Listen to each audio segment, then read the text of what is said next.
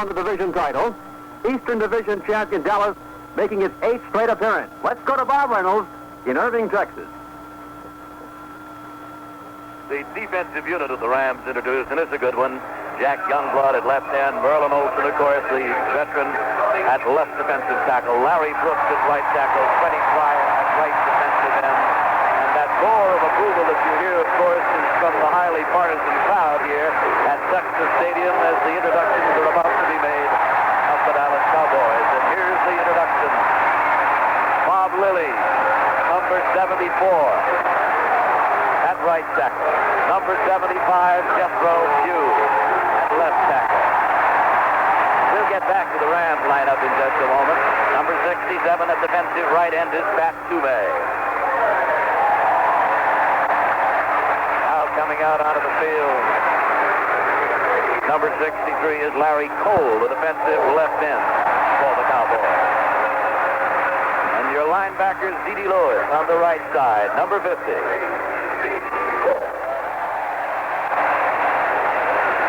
You'll get a roar here, I'll tell you. Here comes the veteran.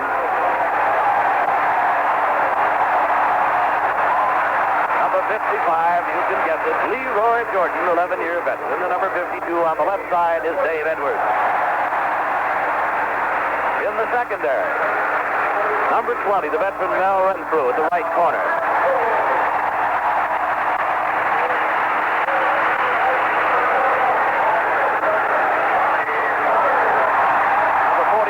Charlie Waters, and of course he's the man that Caleb and Paxton burned 4 times the last time that. Cornell Green, number 34, is the strong safety, and the free safety, number 43, is Cliff Karras. Along that defensive line of the Rams, Youngblood, Olsen, Brooks, and Pryor up front. Geddes, Reynolds, and Isaiah Robinson along the line. Charlie Stoops, Eddie McMillan, Dave Elmendorf, and Steve Priest in the backfield. One of the great tackles in the business, that's Rams tackle Merlin Olsen, doesn't think it's a question today of a complicated Dallas Cowboy offense against a good L.A. Ram defense. I think this is a hard one to pick that way because there are so many ways that they can beat you, and I think we have the same kind of capability. We can do a lot of things offensively, and we can do a lot of things defensively. They're the same kind of team. Merlin Olsen, the veteran tackle of the Los Angeles Rams. Los Angeles was number 1 in overall offense during the year, 350.4-yard average gain. Number 1 rushing, 208.9-yard gain. And 8th in passing, 141.5. Dallas was 3rd in offense, 339.4-yard average per game. 2nd in rushing, 172.7 yards. And 6th in passing, 166.6 yards. The Dallas Cowboys are very slight favorite in this game, maybe because of playing at home at Irving, Texas. Back at Texas Stadium in Irving, Texas, Stan Patrick and I'm Bob Reynolds, and we're just about set to go in this one. Both clubs are lined up along the sidelines, awaiting the color guard's arrival from the far end of the field, and we'll have the playing of the national anthem, and this game will get underway very shortly. It'll be a colorful opening ceremony. There are millions more stars here in the stands than out on the playing field. The stars in the stands are on little 4-by-6-inch American flags that were passed out to the fans here as part of the national kickoff to the American Historic and Cultural Society's Our American Salute to the Flag. And the fans will have them in full view. Let's listen. With brotherhood from sea to shining sea. In the 197-year history of this republic, America has won victory, suffered defeat, enjoyed prosperity, endured hardship, earned the praises of, deserved the criticism of others. But through these years, there has been an abiding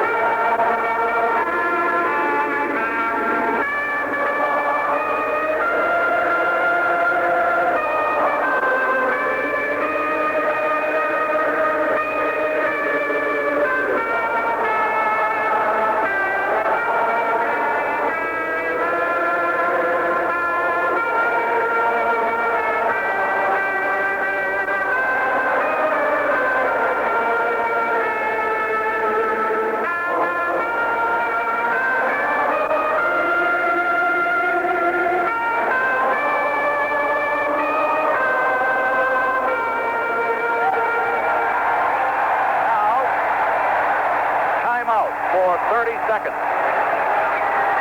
And with the playing of the national anthem, the fans here in full view of the cameras for the opening day ceremonies, including that mass pledge of allegiance and the singing of the national anthem, take the flags out and wave them up to the sky. Mr. Pollard Simons of Dallas, who's the national flag chairman, arranged for this event today, and he said it had occurred to us that the launching of the campaign would get our message out to millions of people across the country. So we're just about ready to get this one underway. The Rams won the toss. They will receive. Dropping back in the deep spot for them are Bob Stryder, number 33, and Al Clark, number 44.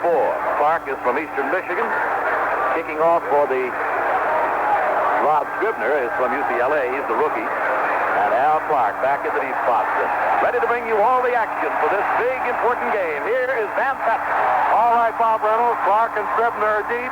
It's picked up by Clark on the goal line. He's back to the 10, the 15, goes to the 20. He was really belted out there by the Dallas Cowboys' John Fugit, and he really hit him. But he did bring it back 20 yards. It'll be first down and 10 to go now for the Los Angeles Rams. They are running the ball from their own 20-yard line. Great to have you with us today, wherever you are. The game is being broadcast all over America by Mutual Sports, shortwaved and by satellite around the world from the Texas Stadium. The Rams are out of the huddle. It's a double-wing formation, and John Hadle is the quarterback. Hadle waiting for the ball, and in the lone setback spot is Bertelsen. Hadle rolling out the right, throws it, intercepted by the Dallas Cowboys. Leroy Jordan. And Jordan is dropped on the 26-yard line. And that is his 7th interception of the year. And what a break as Hadle on the first pass of the ball game is picked off and lifted to this crowd in Dallas.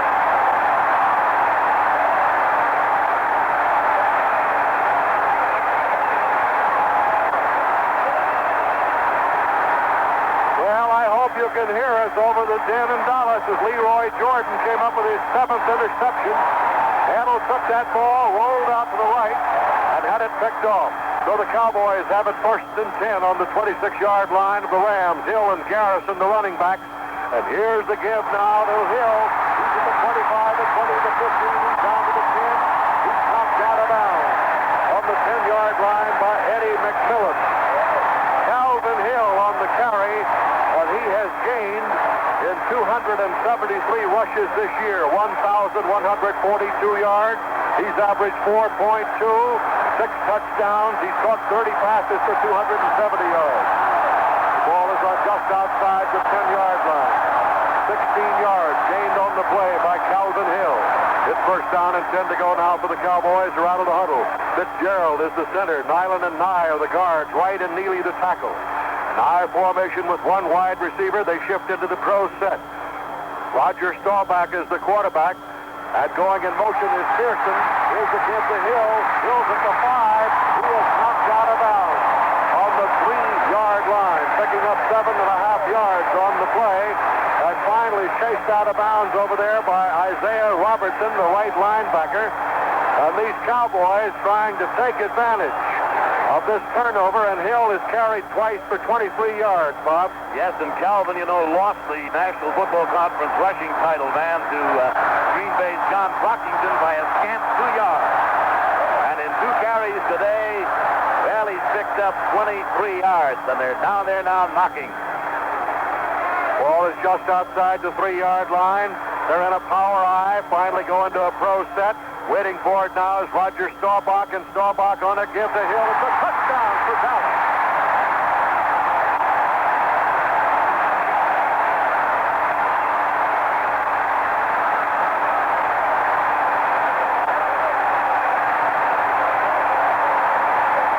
The Dallas Cowboys taking advantage of an interception by Leroy Jordan. And Calvin Hill takes it over. They went 26 yards in 3 plays, all Calvin Hill. And he gained the 26. Tony Fritsch will attempt the extra point. It's 6-0 Dallas in the early stages. The ball is spotted. The kick is up and good. So the score. Dallas Cowboys 7, the Los Angeles Rams nothing. And out. As Van Patrick mentioned, Leroy Jordan, pass interception was number 7 on the year. During the regular season, his last of the regular season against the St. Louis Cardinals, broke the tie with Charlie Waters for the Dallas team lead.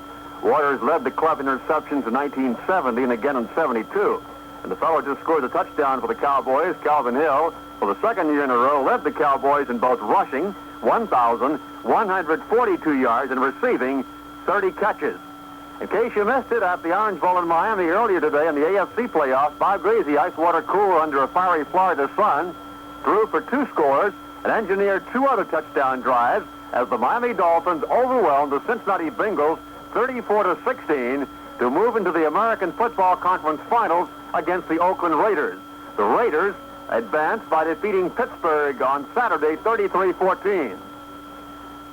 Greasy unflappable after Cincinnati pulled it within 5 points at 21-16 with a TD and 2 field goals. Really went to town in the second half.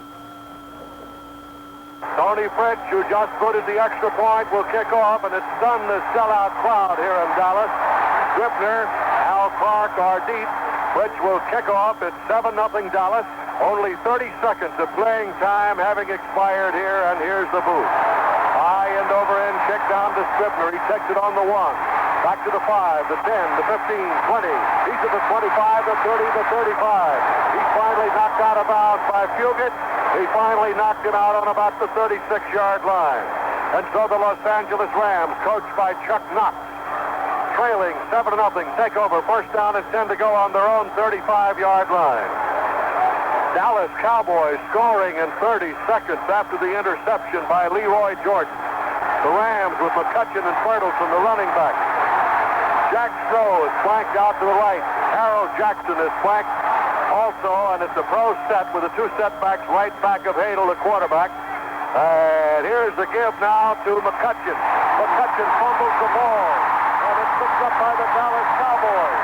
And that was Mel Renfro, who picks it up, and another big break for Dallas as they have recovered a fumble, and listen to this crowd.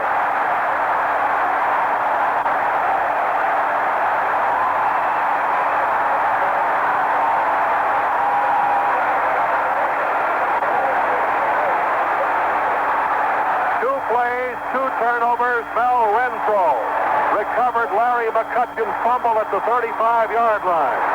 And so now the Cowboys have it first down and 10 to go from the 35-yard line of the Los Angeles Rams. They're in a power I formation. Now they go into a pro set with 1 wide receiver set out to the left. In motion now goes Drew Pearson to the right. Staubach gives to Hill. Hill, off right tackle, gets 2 yards down to the 33-yard line. He's brought down by Merlin Olsen, the left tackle. Also in there was Freddie Dwyer. Almost unbelievable, Bob, what turnovers can do to you. Well, in a game of this nature, of course, with everything on the line for both of these clubs, the momentum is an important factor. The Cowboys felt coming off the last couple of games of the season that they had the momentum going. The Rams felt the same way. 2 quick turnovers. If the Cowboys are able to convert this one into another touchdown, well, the Rams are in trouble. Bob Hayes is flanked to the left. Drew Pearson goes to the right. I formation. Staubach with the ball. Pitches it out to Hill. Off right tackle at the 30. Hill is inside the 30, down to the 28-yard line, and finally brought down there. And the tackle was made by Jack Youngblood, the left end, number 85 from Florida. Ken Geddes, the left backer. Marked the ball on the 28-yard line. A gain on the play of a couple more. And this series originating on the 35. It's now on the 28. That brings up third down and 3 yards. Hill in 5 carries has gained 33 yards. My goodness. This crowd has gone completely berserk here in the Texas Stadium. The Cowboys are leading 7-0. And they have the ball on the 28-yard line of the Los Angeles Rams right now. Hill and Garrison are the running backs. Here's Staubach going back to throw. He looks. He's going to run with the football. He's brought down as he reaches the 23-yard line. It's the first down for Dallas. Jack Reynolds is the man who brought him down. And again they yell. That's one of the things, of course, that Coach Tom Landry is concerned about. He likes Roger Staubach to stay in that pocket and has fits when he rolls out of there. But he's had more success doing that of late than he has being the straight drop-back quarterback. And so another first down for the Dallas Cowboys inside the 25 of the Rams at the Ram 23. And we still have 12 minutes and 17 seconds of playing time remaining in the first period, with the Cowboys leading it 7-0. Staubach brings them out of it. He's completed 62.6% of his passes this year. He sends Drew Pearson in motion to the left. Here's the give now to his running back, Garrison. Garrison cuts in at left guard, gets to the 22, and that's it. Isaiah Robertson, who played such a great ball game in that Monday night broadcast from Los Angeles with the Giants and the Rams, making the tackle. Coming in now, another tight end, Billy Joe Dupre, and he has caught 29 for 392 yards and 5 touchdowns. He's from Michigan State, 6'4", a 225-pounder. Out of the huddle now. The Cowboys send Drew Pearson wide to the right side, and Bob Hayes is deployed to the left side. It is 2nd down and 9 to go. The ball is on the 22-yard line of the Rams, and here's Staubach going back to throw again. Cocks his arm and throws one. It's caught at the 19-yard line by Dupre, and he is tackled immediately by Steve Priest, the right safety, who has 2 interceptions this year, and they're going to mark the ball right on the 20-yard line, so that'll make it 3rd down and 7 yards to go. 11 minutes of playing time remaining in the first quarter. Dallas leading by a score of 7-0. The Cowboys have the ball on the Ram 20-yard line with 3rd down and 7 yards to go. You can hear that crowd in the background now. Garrison and Hill are the running backs for the Cowboys. Bob Hayes on the left side. Split out to the right is Drew Pearson. They come out now with Garrison and Hill as the running backs in a pro step right behind the quarterback. Roger Staubach, he goes back to throw. He looks, gets time, and he runs out of it. He's down to the 15. He's down to the 10. Staubach is down to the 8-yard line before Charlie Stoops brings him down. Well, I'd say one thing, that Coach Tom Landry may not like it, but at least Staubach could go out to the sideline to say it might not be artistic, but how's the distance, Coach? Twice on these situations, and that time definitely it was a scramble, and he saw that his receivers were covered and had nothing else to do but run, and run he did down to the 8-yard line, and it is 1st and goal to go with 10 minutes and 3 seconds of playing time remaining in the first quarter. All right, Bob, our stations need 30 seconds as the Cowboys call the timeout, so stations, you now have 30 seconds. So the play situation here, 1st and goal to go at the 8-yard line for the Dallas Cowboys, who struck quickly on the very first play from scrimmage after the Rams had received the opening kickoff. John Hadle rolled out to the right, attempted to pass to the veteran Leroy Jordan, was right there to pick it off. He moved it in, and in 3 plays, Calvin Hill took it across for the touchdown.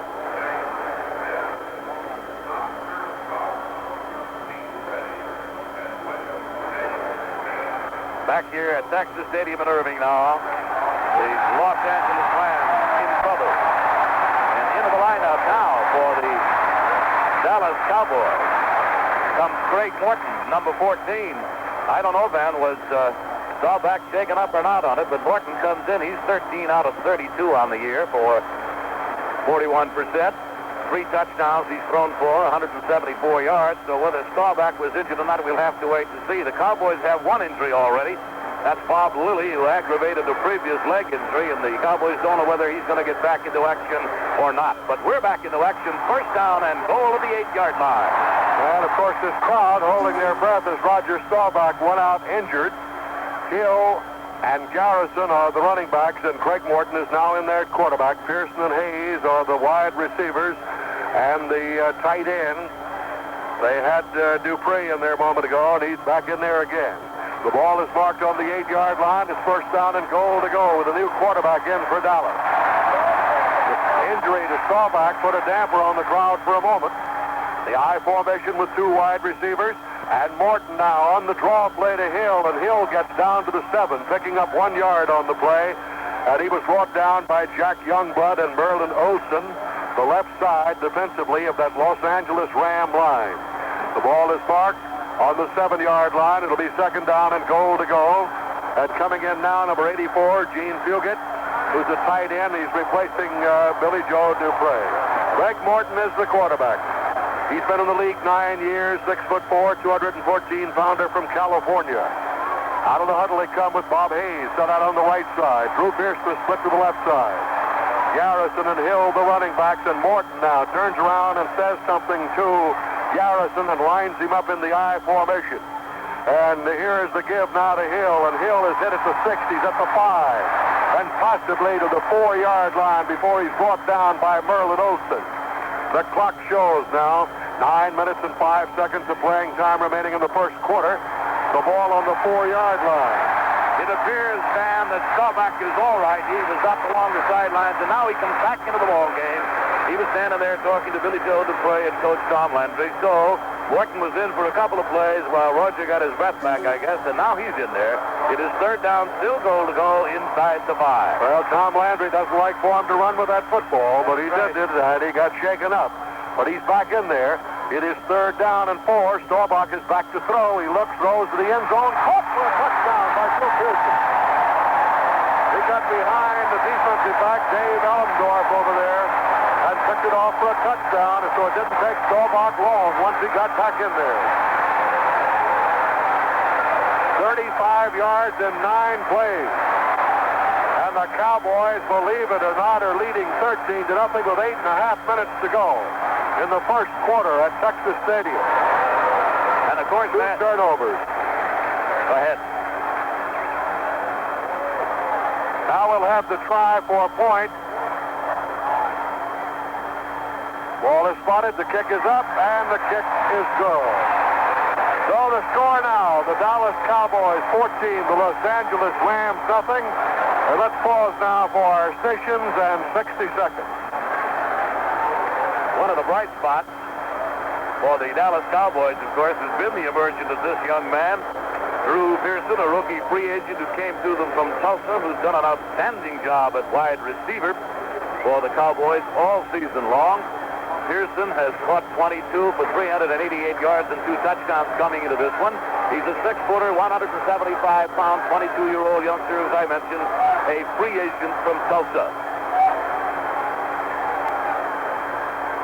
Calvin Hill, of course, needless to say, having a great year, particularly over the last 2 or 3 games. Today, he's carried 37 yards in 7 attempts, has scored a touchdown, and the Dallas Cowboys have capitalized on the 2 turnovers that have occurred so far and have gone out in front 14-0. Just about set to go again.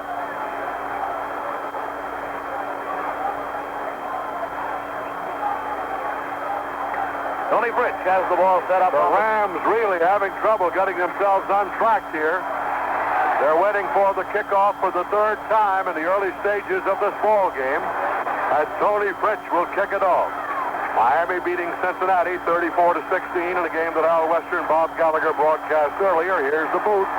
Spinning kick coming down to Al Clark at the 2. He's back to the 10. Goes to the 15. Gets a block. Turns it on. Gets to the 20, the 25, to the 30, and is finally knocked out of bounds on the 30-yard line. And chased out of bounds there by the Cowboys, Benny Barnes of Stanford. So mark it on the 30-yard line, make it first down and 10 to go now for Los Angeles. They're trailing 14-0, and it's almost unbelievable. 2 turnovers can do to you. An interception and a fumble. They've got 14 points on the board. Jack Snow is flanked out wide to the right side, being covered one-on-one by Charlie Waters. Jackson is split to the left side. The Rams beat Dallas the last time they played them. And here's the give now to the running back, Bertelsen. Bertelsen is off right tackle. He's at the 40. He's brought down finally up on the 43-yard line by Bill Gregory. It's a first down for the Los Angeles Rams. And they're going to mark that ball on the 43-yard line where it'll be first down and 10 to go. We'll find out now, Bob, just how good the Rams are when they're down 14-0 in the first quarter and if they can come back. This be a battle it ought to be between that Rams offensive line of Cowan and Mack and Iman and Scavelli and Williams against the Cowboys. Front 4 of Cole and Pugh and Lilly and Toomey. Jackson flanked to the right side. Here's the give now to McCutcheon. He's up to the 50-yard line with the ball, and he's gang tackled there. Leroy Jordan had him by the jersey and threw him down, but not before he got 7 yards. And so the Rams are coming right back with 7.5 minutes of playing time remaining in the first quarter. And the Rams are trailing by a score of 14-0.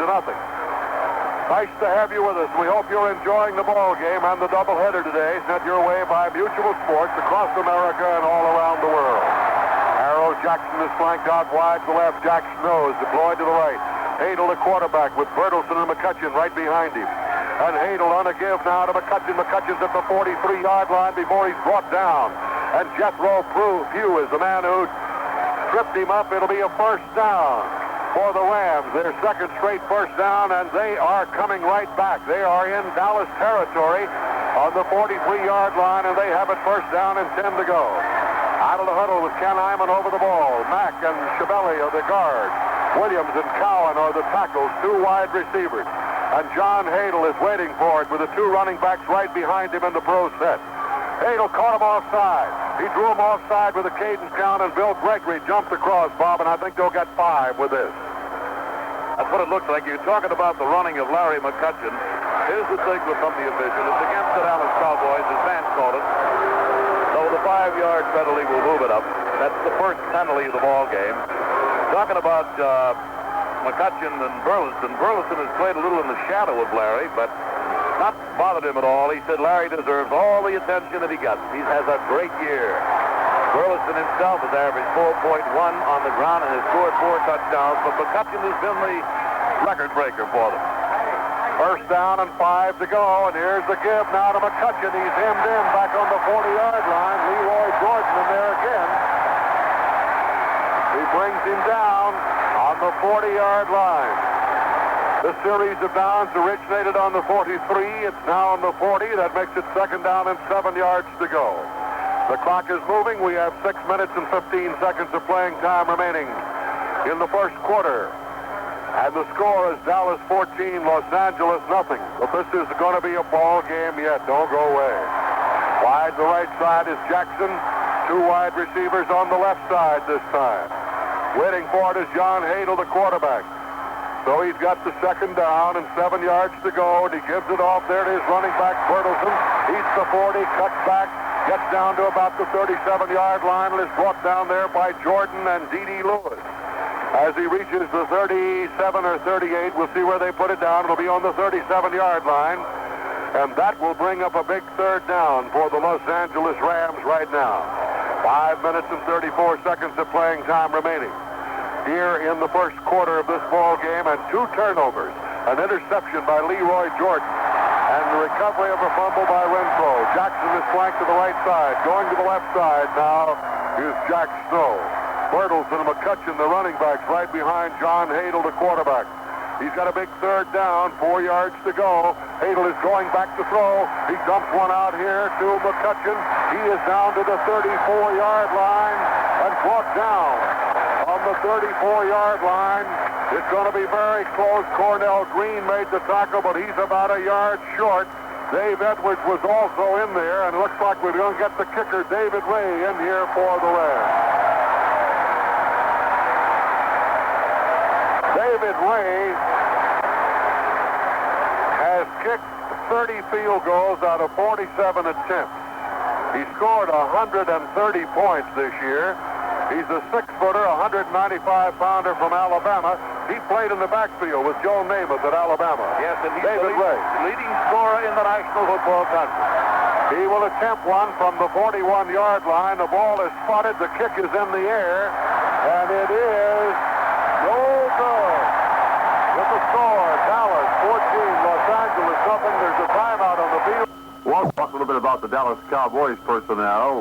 Looking at the Los Angeles Rams now, during the regular NFL championship season, Coach Chuck Knox Rams not only won the most games in their history, 12, but they proved the excellence of their coaching and performance by leading the NFL in scoring, 388 points, in offense, 350.4 yards per game, and in defense, 210.8 yards per game. In the 30-17 victory over Cleveland, the Rams set 2 NFL marks, most rushing attempts single season, 659, and most first downs rushing, 170. 3 individual Ram marks were established. Lawrence McCutcheon's 1,097 yards rushing, most in the season, and kicker David Ray's 130 points and 30 field goals. So there's a little bit about the Los Angeles Rams behind right now, 14-0. Ray just missed the field goal attempt. Now the Cowboys will get the ball back. Now let's quickly take 10 seconds for station identification. This is Mutual, your news and sports radio network. Now, this is the American Forces Radio and Television Service. At 790 and 1420, this is American Forces Radio. SCN to the zone. At the end of the first half today, Mr. Ben Bidwell, the Executive Vice President and General Manager of the Ford Motor Company, has an announcement about the most valuable player in the National Football League.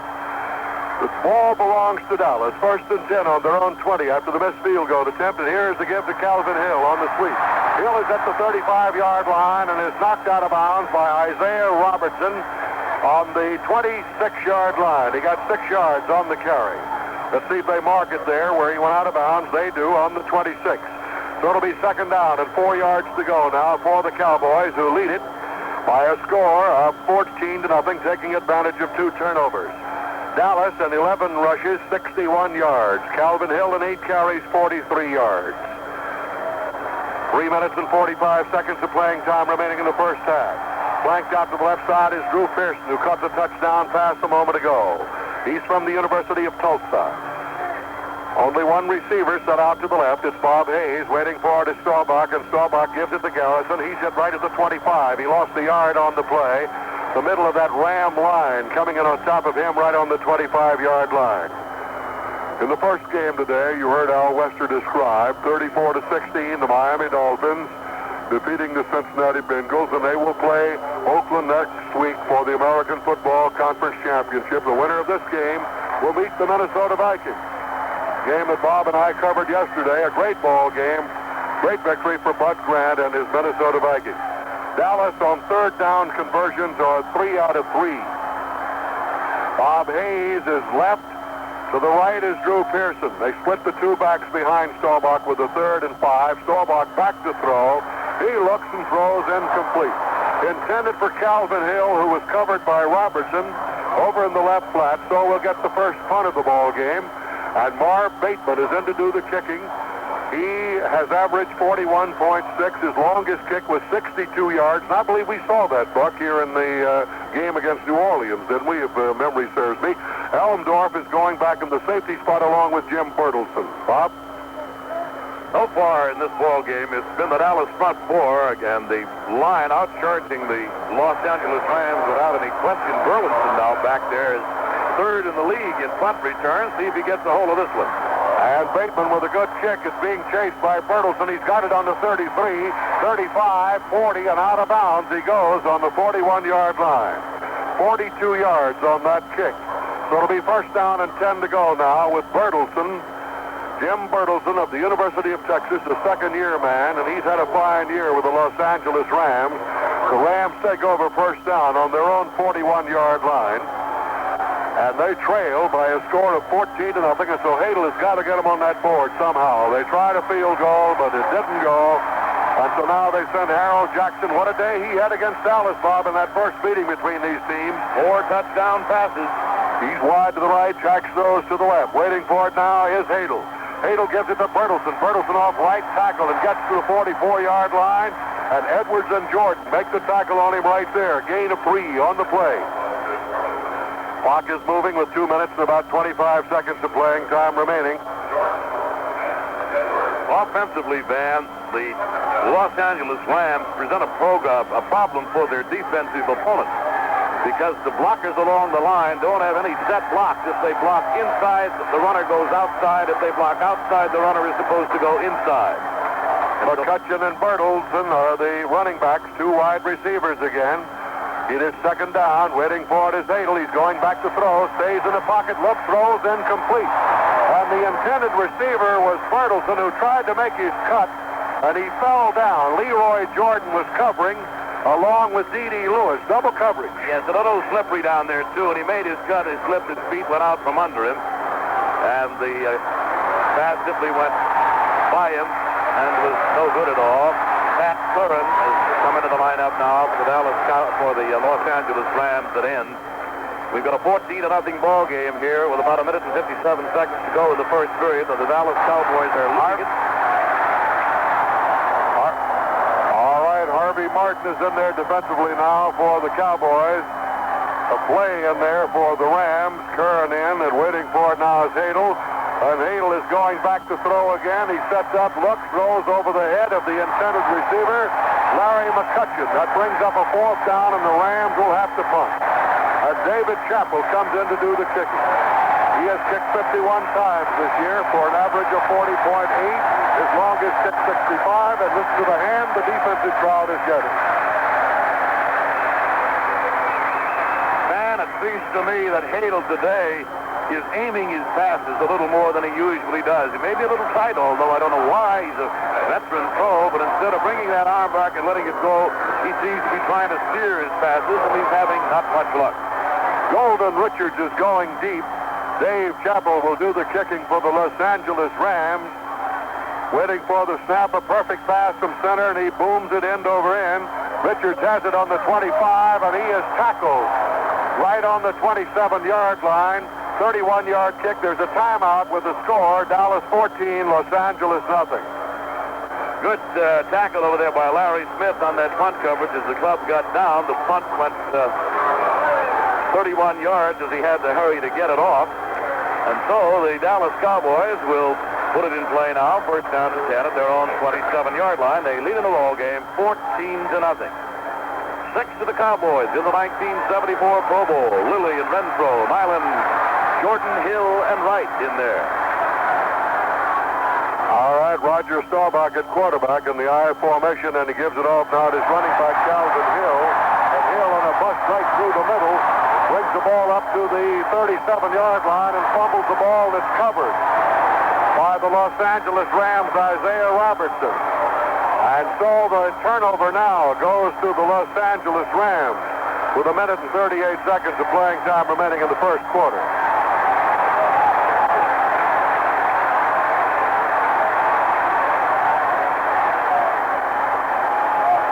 On the first play from scrimmage, Calvin Hill rips right up the middle, fumbled the ball. Isaiah Robertson has recovered for the Rams on the 37-yard line of Dallas. So it'll be first down and 10 to go now for the Rams from the Cowboy 37. They send Snow in motion. Hadel on a give now to his running back, McCutcheon. McCutcheon's hit us to 36. He got 1 yard on the play, and Pat Toomey is the man who brought him down. No hole there that time for the running back.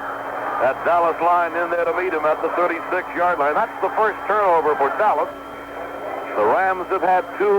Both of the turnovers by Los Angeles turned into scores by the Dallas Cowboys, as good teams do. And we'll see now whether the Rams can take advantage of this one. This is as deep as they've been. They're at the 36-yard line of the Dallas Cowboys. And it's second down and 9 yards to go. Bertelsen and McCutcheon, the running backs, 2 wide receivers. Hadel, the quarterback, barking out the signals. He takes it, goes back to throw. He's being pressured. He looks. He's going to run. He's down to the 35, cuts in at the 32-yard line, and is tackled on the 32. And Larry Cole is the man who made the tackle for Dallas. So that will make it third down and 5 yards to go for the Rams from the 32-yard line of the Cowboys. With only 35 seconds of playing time remaining in the first quarter, it's 14-0 in favor of the Dallas Cowboys. Dan Patrick, along with Bob Reynolds, Buck Jersey, Buck Branson, our entire Mutual Sports crew at Texas Stadium in Irving, Texas. Wide to left side goes Jackson. Split to the right side is Jack Snow. Don Hadel, the quarterback. 2 receivers are split behind his running backs are split right behind him, and waiting for it now is Hadel.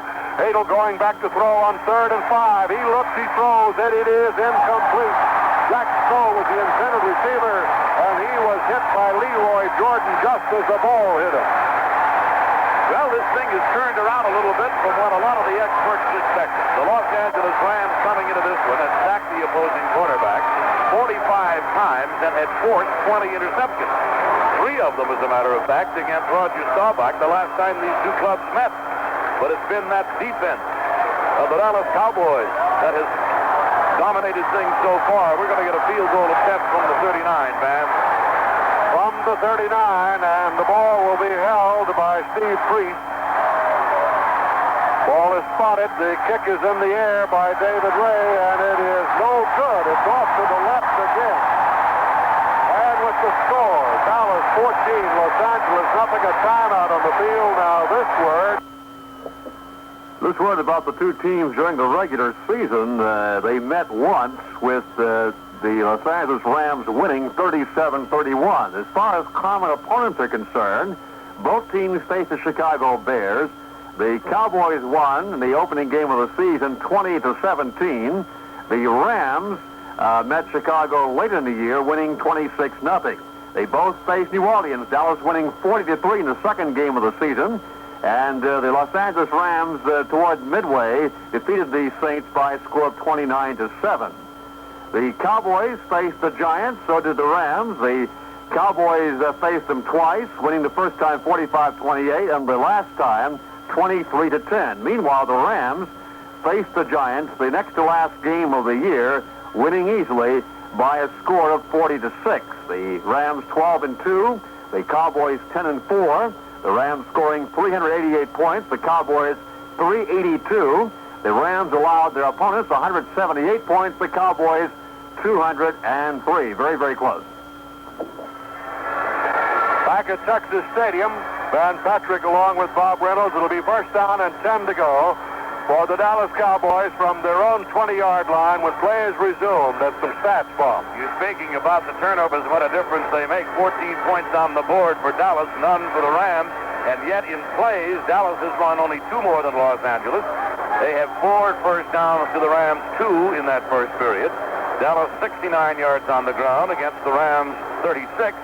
And only 3 yards in the air passing for Dallas, or rather 6, and 3 for Los Angeles. And total yardage, Dallas 75 yards in that first period and 39 for the Rams.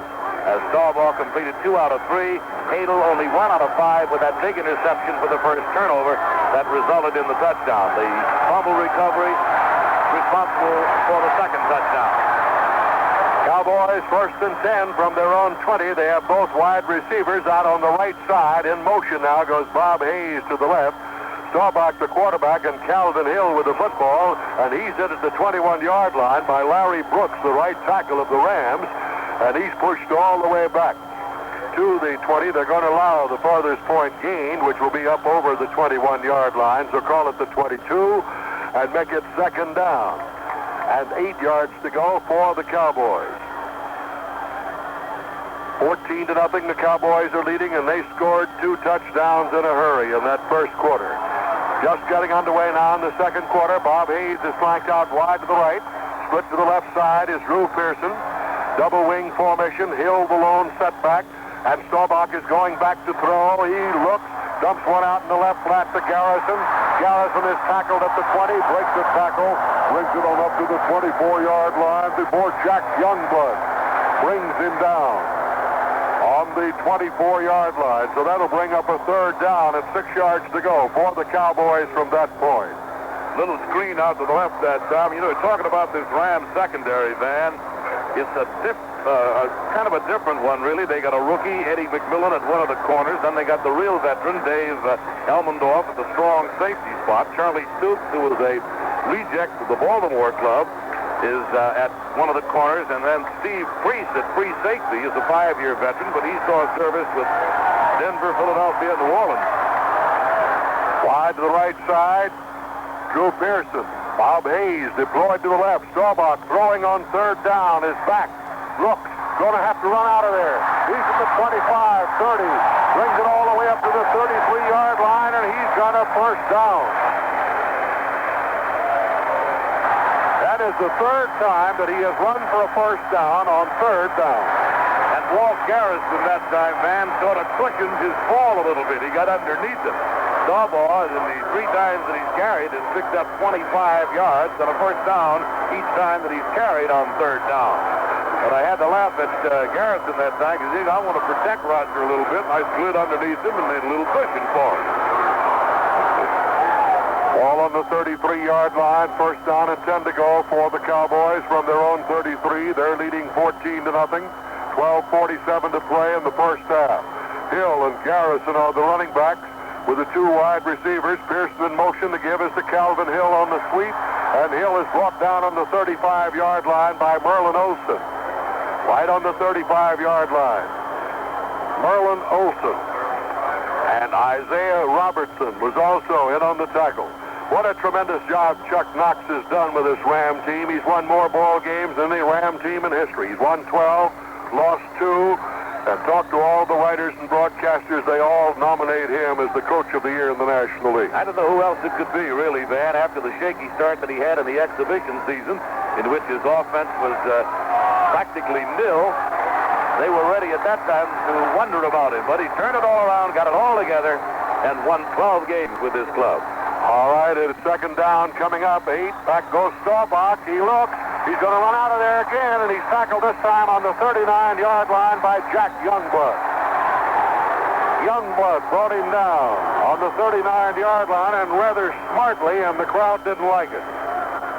There are very few, of course, running quarterbacks in the National Football League. This is reminiscent of Greg Landry, the fine quarterback of the Detroit Lions. However, Landry was hurt. Staubach averaged 5.4 every time he carried the ball in the regular season. Carried it 46 times, picked up 250 yards, and scored 3 times. But they don't like those quarterbacks to run. Wide to the right side is Drew Pearson. Split to the left side is Bob Hayes. Staubach calling the signals. Over the ball is John Fitzgerald. Staubach is going back to throw on third down. He unloads the bomb. It's caught by Fugit. That's the 25, the 24. He's brought down by Elmsdorf. How he caught that one, I'll never know. He came back a little bit for the ball, man. Staubach was hit just as he threw it. And Fugit, picking up 37 yards on the reception, came back just enough to make the catch. And Fugit and Billy Joe Dupre have been alternating in that tight end spot and catching a lot of passes. And what a great thing it is to have 2 of those tight ends who can alternate, and you don't lose a thing when one comes in and the other one goes out. Big 37-yard pass completion, which moves the ball deep into Ram territory inside the Ram 24. Make it first down and 10 to go for the Cowboys from the 23-yard line. Wide to the left side is Bob Hayes. Drew Pearson goes to the right side. High formation. Roger Staubach now splits his 2 running backs, Hill and Garrison. And on goes Staubach to throw again. He uncorks one to the end zone, incomplete. Intended for Bob Hayes. Hayes was covered down in that end zone. And covering him was Eddie McMillan in the end zone. So they'll bring it back up to the 23-yard line again. Had 2 receivers down there. The deep man was Hayes, you called it. Billy Joe Dupre came down and made his cut across short, but the pass was overthrown. Staubach is now 4 out of 6 for 47 yards. And, of course, that 1 touchdown of 3 yards that he threw to Drew Pearson. He's got 10 minutes and 21 seconds still remaining to be played here in the Texas Stadium with the Cowboys out in front 14-0. Bob Hayes flanked to the right side, going to the left side. Now is Drew Pearson. A draw play to Garrison, right up the middle to 20, the 15. He's all the way down to the 12-yard line. Before he's brought down, it's a first down for Dallas. Robertson and Priest made the tackle. Good blocking along that right side of the line that time, and when Garrison gets out past the line of scrimmage, he makes some good moves. He's not only a shifty runner, but Garrison is also a very strong runner as well. And so the Cowboys are moving again here. Dallas now has picked up 95 yards off the ground in 18 carries. Well, you can hear that crowd in the background yelling go. The ball is on the 12-yard line. That's 7 first down. Hill and Garrison are split behind the quarterback, Roger Staubach. He gives it, fakes it to Hill, moves out to the right, looks for receivers, going to be sacked. Back on the 18-yard line, and Ken Geddes, the left linebacker, and Staubach on the play-action pass did a marvelous job of faking with the ball, and that's the first sack in the ball game. And the 46th sack that the Rams have come up with this season. And this, of course, is the key Chuck Knox felt in this ball game, that his defensive unit would have to get to Roger, either to hurry him in throwing his passes or else to dump him back there. That's the first time that they have gotten to him. Billy Joe Dupre goes out, the other tight end back in there now. That's Gene Fugit, who caught the pass that brought them down where they are now to the 24-yard line to start this drive deep. Drew Pearson deployed to the left side. Bob Hayes goes right. Hill and Garrison, the running backs, and here's Staub to throw again. He gets some time all day, as a matter of fact, and now he's in trouble. Back on the 33-yard line, Jack Youngblood stayed with him all the way. That was the screen, attempted the screen to set up the Garrison, and the Ram defense did a super job. Had everybody covered, knocking people down, and Rodgers simply had no place to throw it. And so even though he got sacked on the play, the defense in the secondary, and he lost 15 yards on it, did a great job for the Rams. So that moves the ball all the way up now to the Ram 32-yard line. Brings up a third down and long yardage to go, about 29 yards, as a matter of fact. So here's a big third down play here for the Dallas Cowboys with 8:55 to go in the first half. And they're 5 out of 6 on third down conversions. They have it on the 32 with third down and 29. Wide the left side goes Drew Pearson. The tight ends, Dupre and Fugit, keep bringing in the plays from Coach Tom Landry. In the slot on the left side is Bob Hayes, and here's Staubach back to throw again. He eludes one tackler and fires down the middle, and it is it intercepted? No. It's batted down. It was almost intercepted inside the 5 by Dave Elmdorf. He made a dive for the ball. It's fourth down, and Tony Fritch is in there to try a field goal now for the Dallas Cowboys. Let's take a look at his stats. He has kicked 18 out of 28, 43 out of 43 on extra points going into this game, and he has 97 points on the year. Holding the ball will be Craig Morton. The attempt will be made from the 39-yard line. Miami beat Cincinnati 34-16, a game heard earlier over this network. Here's the kick by Fritch. He's got the distance. Good! 39-yard field goal. And with the score, the Dallas Cowboys 17, Los Angeles Rams nothing. Don Shula told his Miami Dolphins that the AFC Championship is going to be very interesting. Ready to go now. Tony Fritch will kick off. Scribner's going deep with Clark for the Los Angeles Rams. It's a 17-0 ball game. Cowboys, who were favored by 4, leading by 17. Waiting now for the referee's whistle. Fred Silva's the referee today. The commissioner, Pete Rozelle, is here in attendance. Here's the booth. High end-over-end kick to the end zone. It's taken by Scribner. Back to the 5. Goes to the 10. Cuts up to the 15, to the 20, to the 22, and brought down on the 22-yard line by Mark Washington of Oregon State. It'll be first down and 10 to go now for the Los Angeles Rams, running from their own 22. Well, a great deal of football, of course, has been played since the Rams whipped the Cowboys 5 weeks ago, 37-31, and between then and now, well, the Cowboys have altered somewhat, and that at least is what Leroy Jordan had to say about it before this ball game. He said, we're going to be ready for them, and that obviously they are so far in this one. Of course, the big story has been 2 turnovers have made the difference. 2 wide receivers, and waiting for it now is the quarterback, John Hadel. He's got Snow and Jackson split out. He gives the ball to McCutcheon. McCutcheon is at the 25, and he was hit there by D.D. Lewis and brought down at the 26-yard line, a gain of 4 yards on the play. It'll be second down and 6 to go. 8 minutes of playing time remaining in the first half. And the score is 17-0 in favor of Dallas. Those 2 quick turnovers, an interception, and a fumble. That gave him 14 points right off. Hadel today is just 1 out of 5, so 3 yards. 62 degrees in Dallas, Texas. Sun is breaking through now. It's been raining all day. 2 wide receivers. Waiting for it is Hadel. Looking over that defense of the Cowboys. And back goes Hadel to throw. He looks, fires to Jackson. He's got it at the 45. He's at his 50-yard line. He's at the 45. He's down to the 40. He's down to the 35. He's finally caught from behind on the 34-yard line by Cornell Green. And a great bit of running after he got his hands on that football.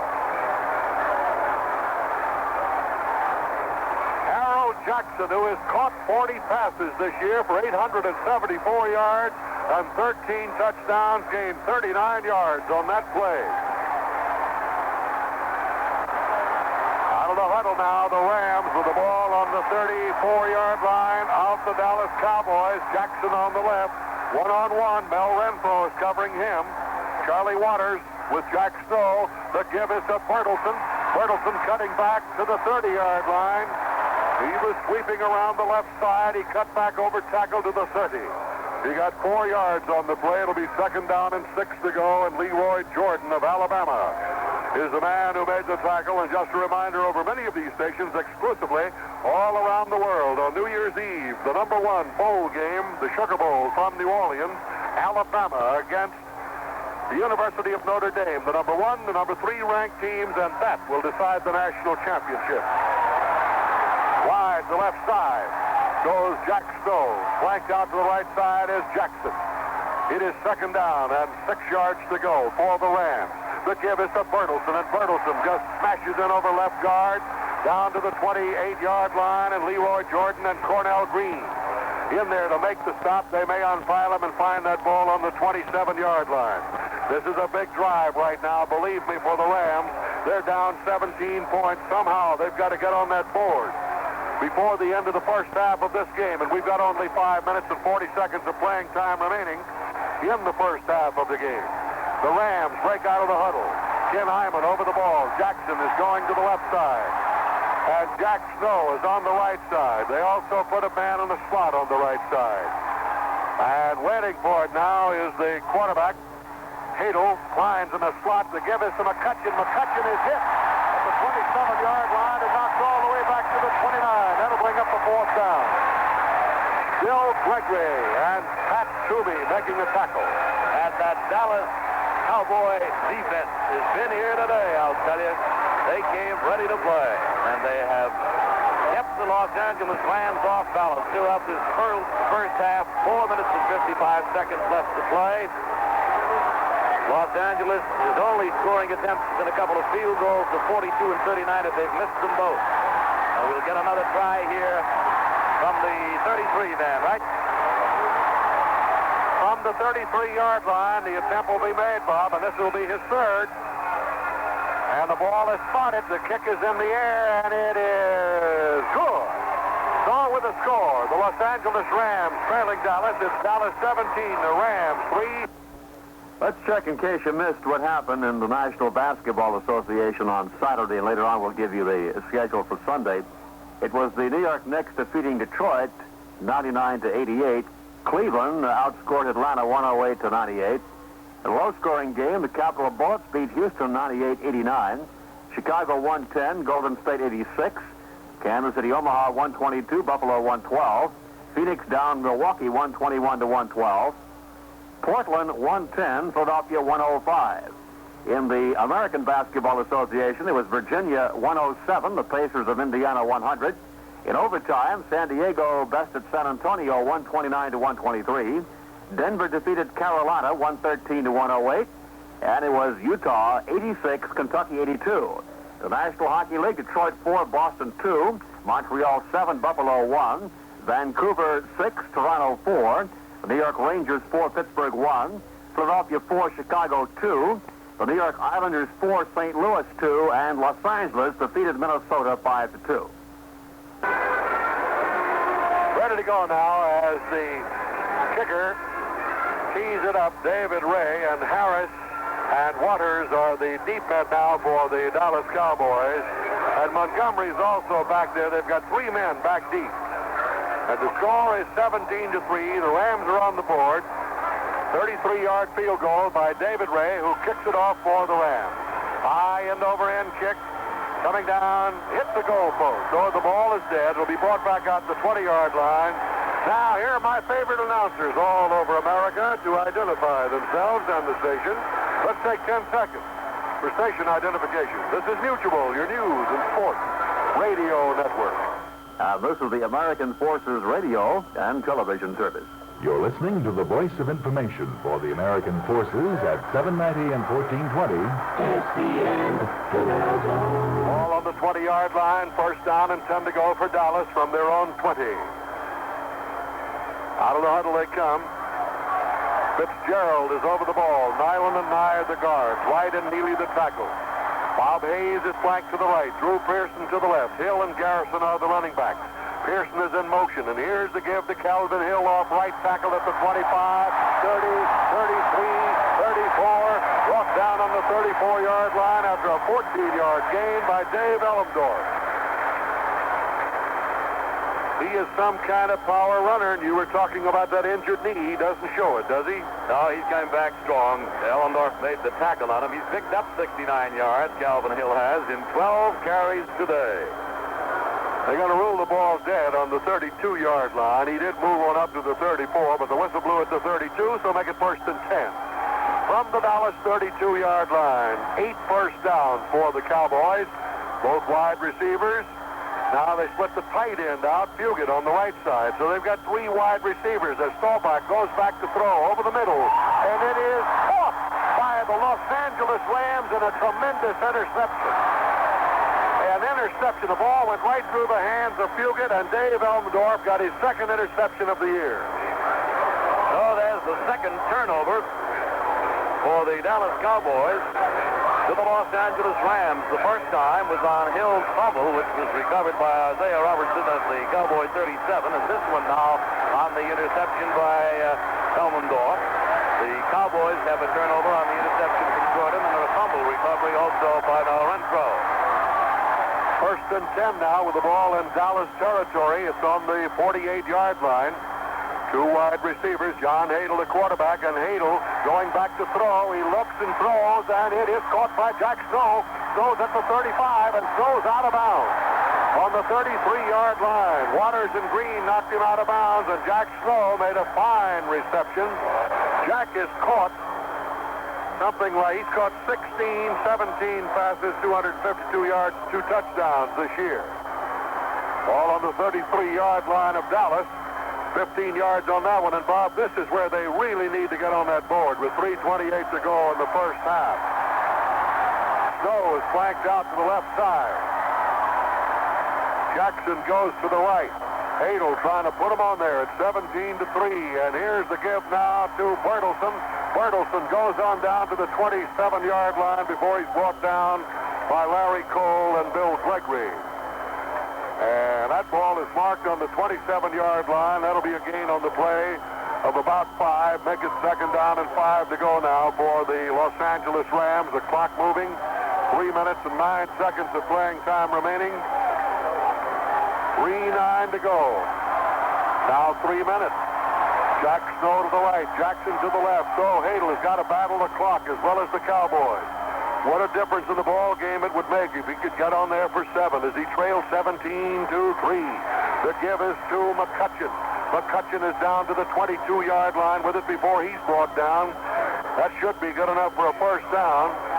And it is a first down for the Los Angeles Rams, and that's 5. The clock continues to go. The ball on the 22-yard line of the Dallas Cowboys. Dallas leading 17-3. Miami beats Cincinnati 34-16. They'll meet Oakland for the American Football Conference Championship. Jackson goes to the left side, flanked out to the right side. Now is Jack Snow. Here's Hadel on the call. First down on the 22 of Dallas. And Hadel on a give now to Bertelson. Bertelson cuts back at the 20. Bertelson is down to the 15. A flag on the play. That's the first flag we've seen, and Cornell Green is the man who made the tackle. Looks like a holding penalty, man. We'll have to wait and see. Clipping. That'll be a tough break for the Rams because they had picked up valuable yardage, and a clipping penalty will move them back 15 yards. One of the officials, and we watched those officials on the sidelines, had his hand on his wrist. And so evidently if the other official hadn't had the clip, he'd have had a holding penalty against them. But either way, it goes against the Rams and moves it back to the 35. 2 minutes and 7 seconds left now. And it is first down and 23 to go for Los Angeles at the Dallas 35-yard line. Barnes is in there now defensively. They got 2 Barnes in there. That clip was on Cowan, Van. All right, ready to go now is Hadel, and he pitches it back now to Bertelson. Bertelson cuts in at the 35, and he's brought down on the 31-yard line by Gregory. That'll run out the time to the 2-minute warning. So there's a timeout on the field with a score. The Cowboys 17, Los Angeles 3. Now this word. You know, there's been a lot of talk these days about the fact that the Los Angeles Rams might leave Los Angeles. Owner Carol Rosenblum and Coach Chuck Knox, as well as the players, hope, of course, that they will be back to play at least one more game in the Coliseum on the 30th of December in the Conference Championship. They've got a way to go to do that, however, and they have to beat Dallas to do it. Rosenblum over there is having a little dispute with the managers of the Coliseum, which is a publicly owned edifice, about a boost in his rent from 5% to 10% of the gross, and about improvements that Carroll wants made in the seating and in the guest box arrangement. The Ram owner has inspected the Pasadena Rose Bowl as a possible site for home games and has looked at Dodger Stadium and another baseball layout, Anaheim, a home of the California Angels, but nothing has come of it as of the moment.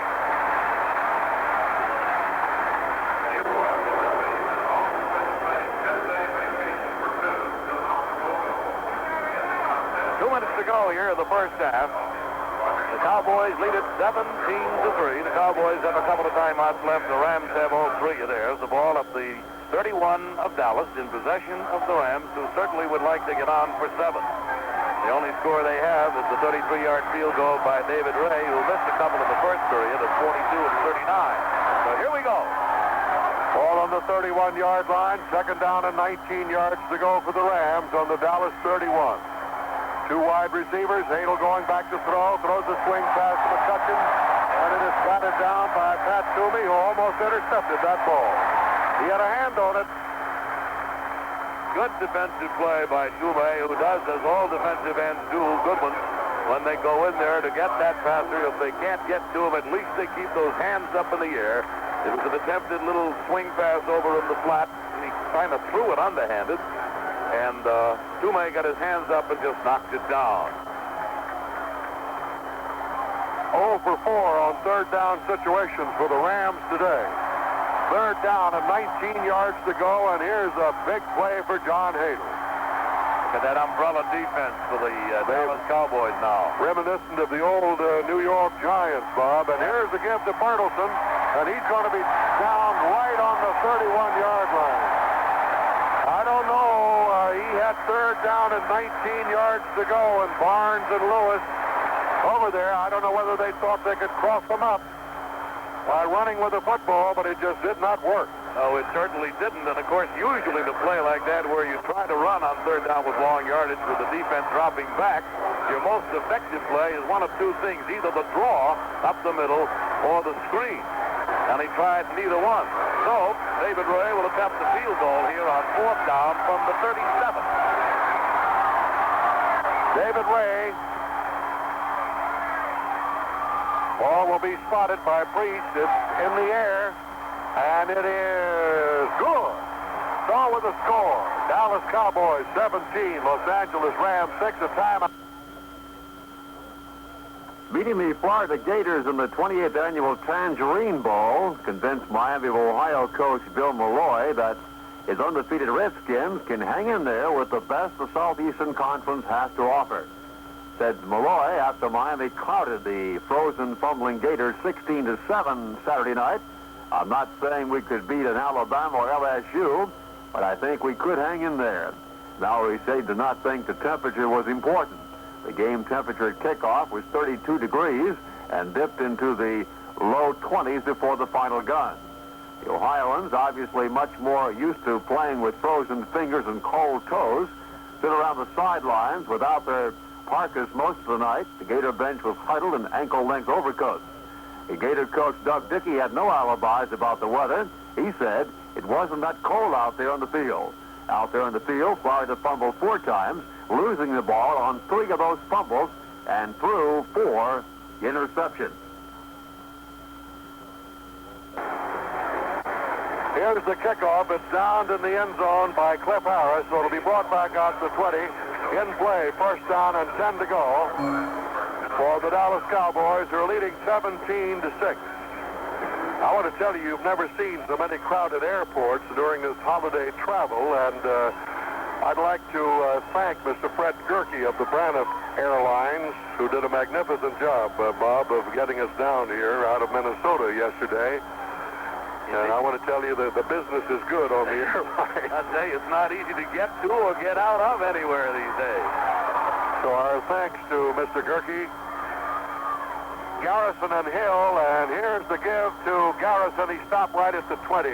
Jack Youngblood is the man who met him right there. So it'll be second down and 10 to go now for the Dallas Cowboys, who are leading 17-6. We have about 50 seconds of playing time remaining, and the Cowboys are not calling timeout, and neither are the Los Angeles Rams. They're going to be content to just run it out here in the first half themselves. We hope you're enjoying the ball game wherever you are today across this nation. We are in Irving, Texas, in this beautiful Texas stadium.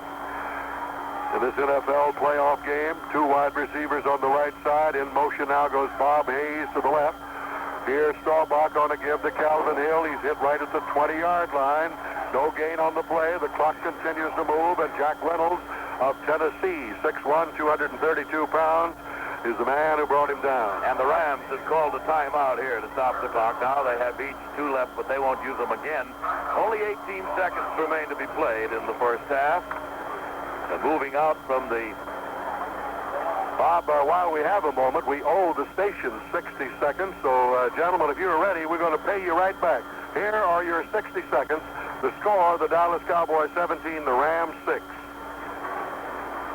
Well, we've got 18 seconds showing on the clock now here before the first half is over. The Dallas Cowboys had 2 great breaks early in the ball game. Turnovers, took advantage of them, and went on to score. And we're going to get back into action here before we have an opportunity to wind up all of the commercial attitudes around the country. Van, you want to take it? All right, Bob, and the handoff is to Calvin Hill, and Hill brings it up to the 26-yard line. So I thought they were going to take the full timeout. They didn't. Charlie Stooks is the man who came in to make the tackle, but now another timeout is being called, and the clock shows only 11 seconds of playing time remaining in the first half of this ball game, and that brings up the 4th down, and that's the reason the Rams called it, because they're going to have another shot with that football, at least on this kick with 11 seconds of playing time remaining.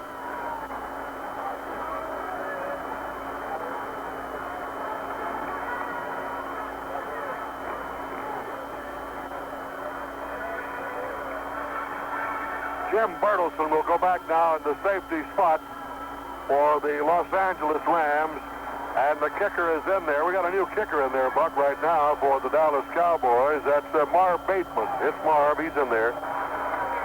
Marv Bateman. I thought for a moment we had somebody else in there, but Bateman comes on, and here's the boot. It's a low kick, and Bertelsen lets it roll. It goes out of bounds. That stops the clock on the 37-yard line with about 5 seconds to go. A kick of 37 yards, so we'll have time for about 1 play, and that will be it. Here in the first half of this game, with the Cowboys leading the Rams by a score of 17-6. But let me say this, don't go too far away, because this ball game is far from being over. We had expected, of course, that with Calvin Hill of Dallas and Larry McCutcheon of the Los Angeles Rams ranking 2 and 3 in the leading rushing department of the National Football Conference, we might see a battle between those two, but it's been Hill here today so far. Bertelsen and McCutcheon, the running backs, and Hadel on a give now to Bertelsen, and Bertelsen is nailed at the 36-yard line, and time will run out. That's the end of the first half with the score, the Dallas Cowboys 17, the Los Angeles Rams 6.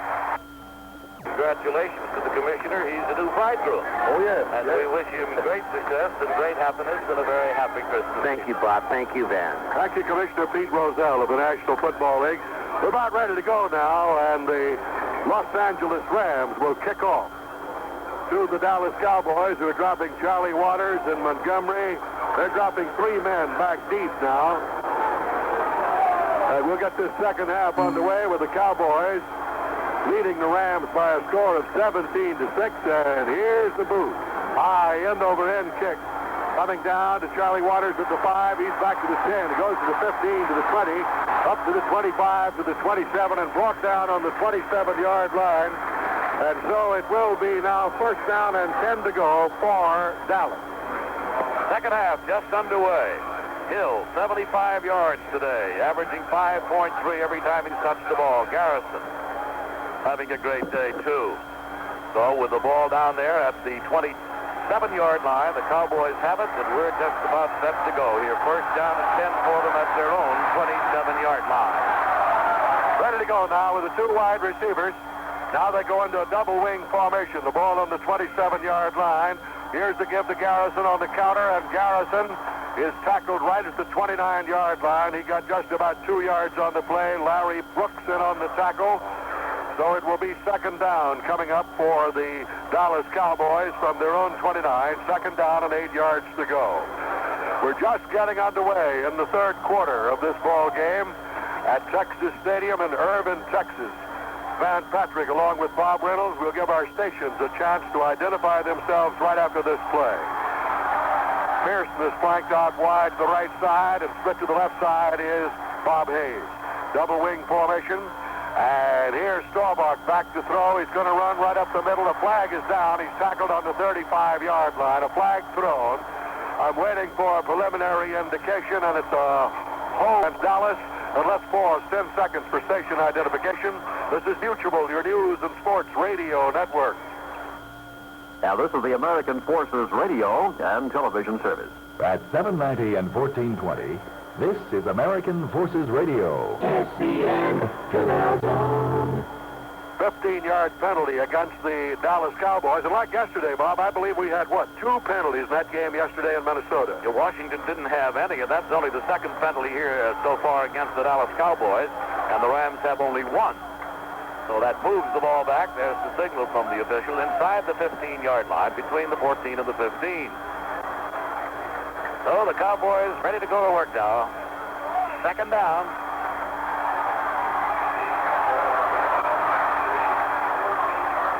Drew Pearson is flanked out wide to the right. Bob Hayes goes to the left. Calvin Hill, Walt Garrison, the running backs. And waiting for it is Staubach. He gives it to Hill, and Hill is dumped right on the 14-yard line. And Jack Reynolds in there on the tackle to make the stop. Melvin Durslag of the Los Angeles Herald Examiner, Blackie Sherrod of Dallas,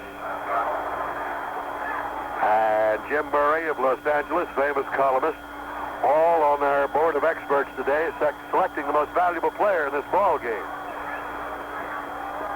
Ball is resting just inside the 15-yard line, where it will be third down and about 22 yards to go for the Dallas Cowboys.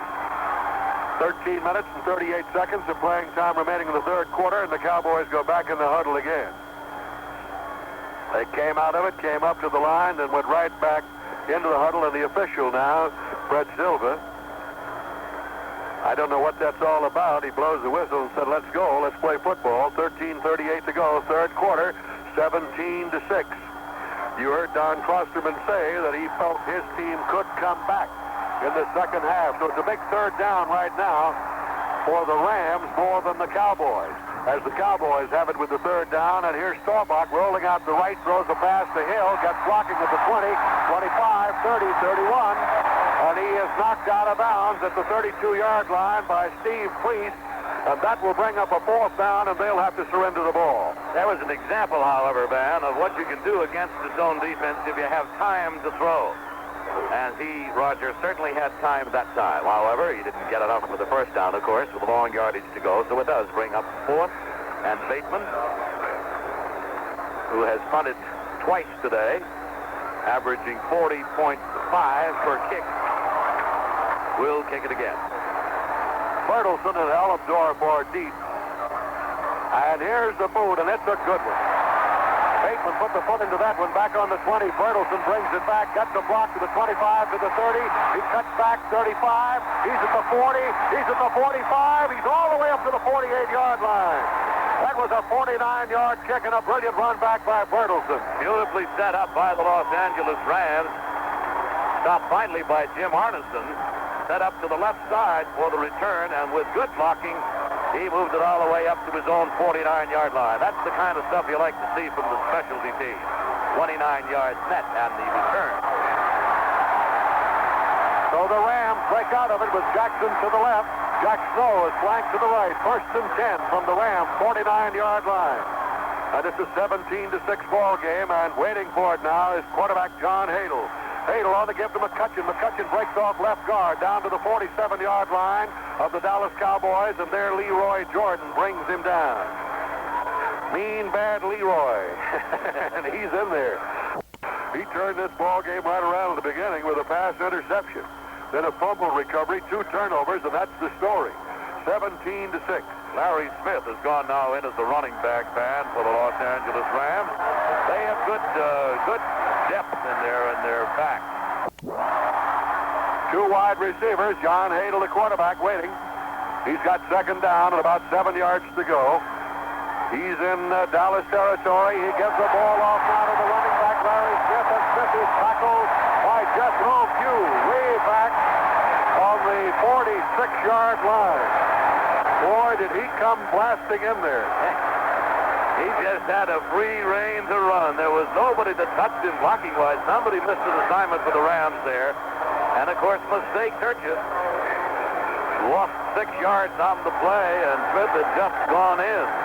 Moving out of the lineup now is Bill Gregley for the Cowboys as they make some changes up there on what is obviously a passing situation with third down and about 13 to go, and this crowd here starts to holler defense again. Benny Barnes, Rodrigo Barnes are both in there defensively. They've got that umbrella spread out here with a third and an obvious passing situation, 3rd and 13. Hadel might have been taking too much time. The pass is intercepted, and then there's a scramble for it. And I believe that Jack Snow came up with it. But let's see here. It's a penalty against the Rams for delay of game. Hadel had just taken too much time. That's all. They move it back to the 41-yard line. And that adds 5 more, so it'll be 3rd down and 18 yards to go now for Los Angeles. And they are 0 for 5 on 3rd down situations today. That tells you a little story, too, about the defense of the Dallas Cowboys. Burleson's gone back in again now as a running back, and Larry Smith has come out of there on this big 3rd down play with 18 to go. Jack Stowe is flanked out to the left side. Jackson goes to the right, and Hadel has got to fling one here. Bertelson and McCutcheon are the running backs again, and he's going to give it off. He handles it to Bertelson, and Bertelson is tackled at the 42-yard line, and that's twice. He made that call on 3rd down with long yardage, and it just didn't gain it. Well, we're in no position, of course, to second-guess the calls of the Los Angeles Rams, and would make no attempt to do so. But what a hand the Dallas defense gets.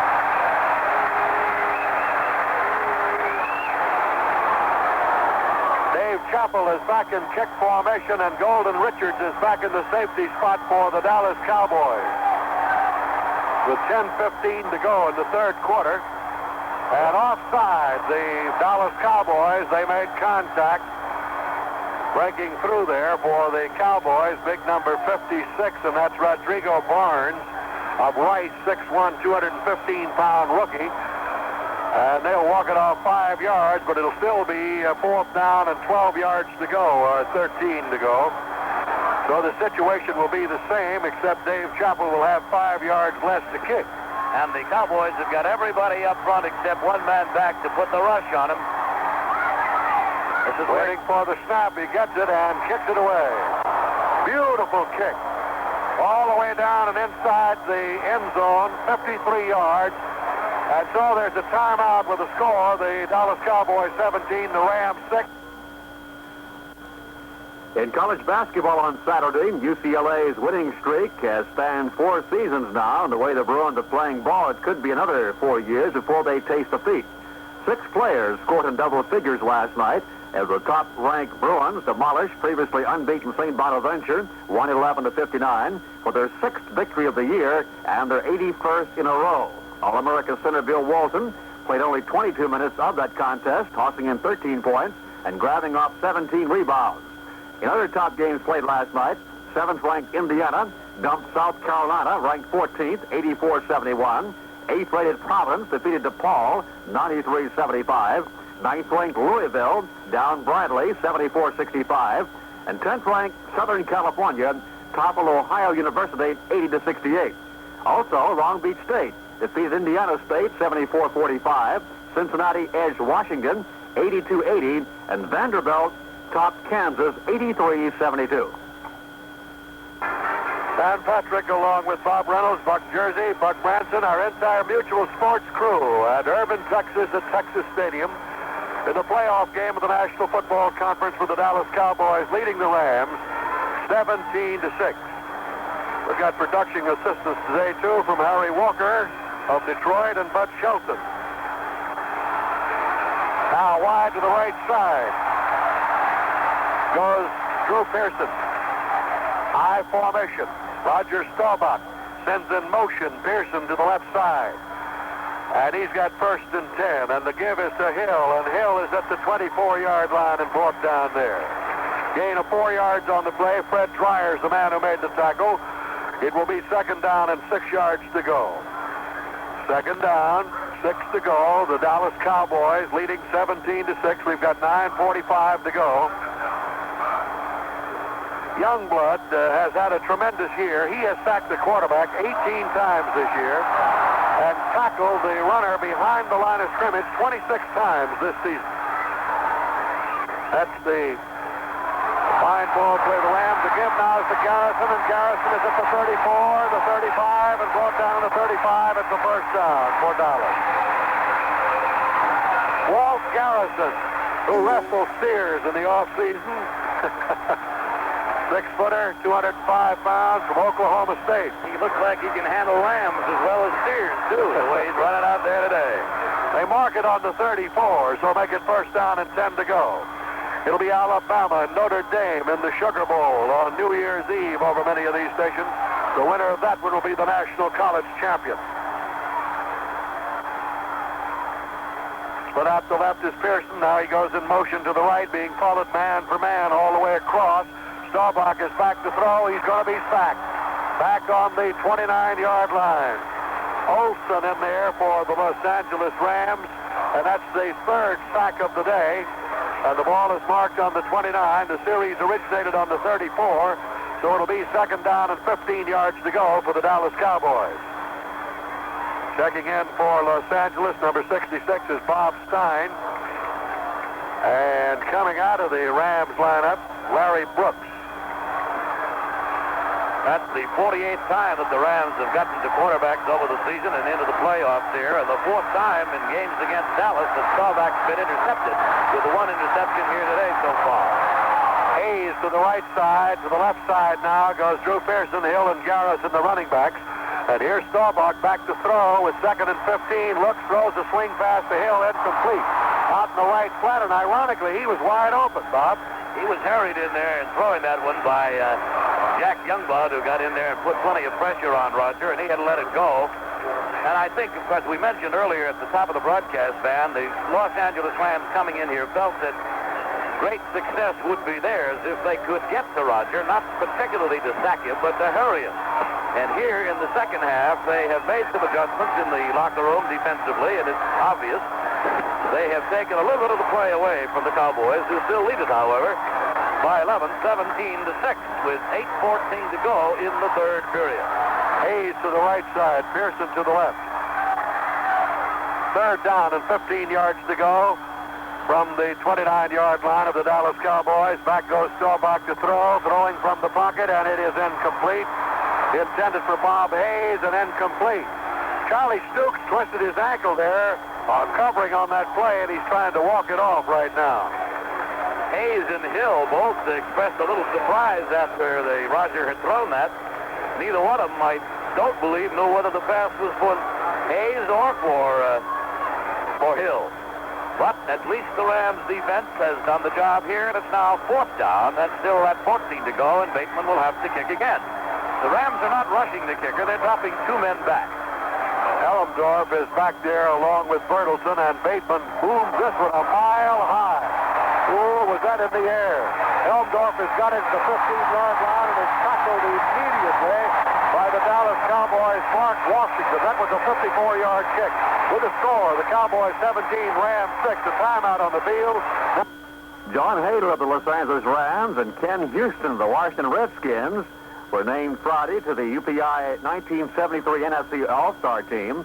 Hadel and Houston were among the 8 players named to the squad who weren't on the team last season. The All-Star team was selected by a nationwide panel of 39 sports writers, 3 from each of the 13 conference cities. Hadel was one of the first bright stars of the old American Football League. He joined the San Diego Chargers in 1962 and led the Chargers to the AFL championship game for 3 consecutive seasons. His favorite target was Lance Allworth, one of the great receivers in the history of the game. In recent years, the San Diego defense crumbled. The Chargers started on the downgrade, and last year, Hadel found himself having his differences with former coach Harlan Savari. The result was that he was traded to the Rams this season, where he virtually began a second career. Hadel quarterbacked the Rams to a 12-2 record. The Western Division crown, of course, a spot against Dallas today in the playoffs. Now then, the Los Angeles Rams have the ball on their own 16-yard line. They have it first down and 10 to go as the band plays Tire Yellow Ribbon. You sing a couple of courses, Robert? Well, I could, but I don't think we got time, man. Jackson is out wide to the left side. Jack Snow goes to the right side. First and 10 Rams. We are in the third quarter with 7:59 to go, and here's Hadel now going back to throw. He throws the bomb to Jack Snow, and he's got it at the 45.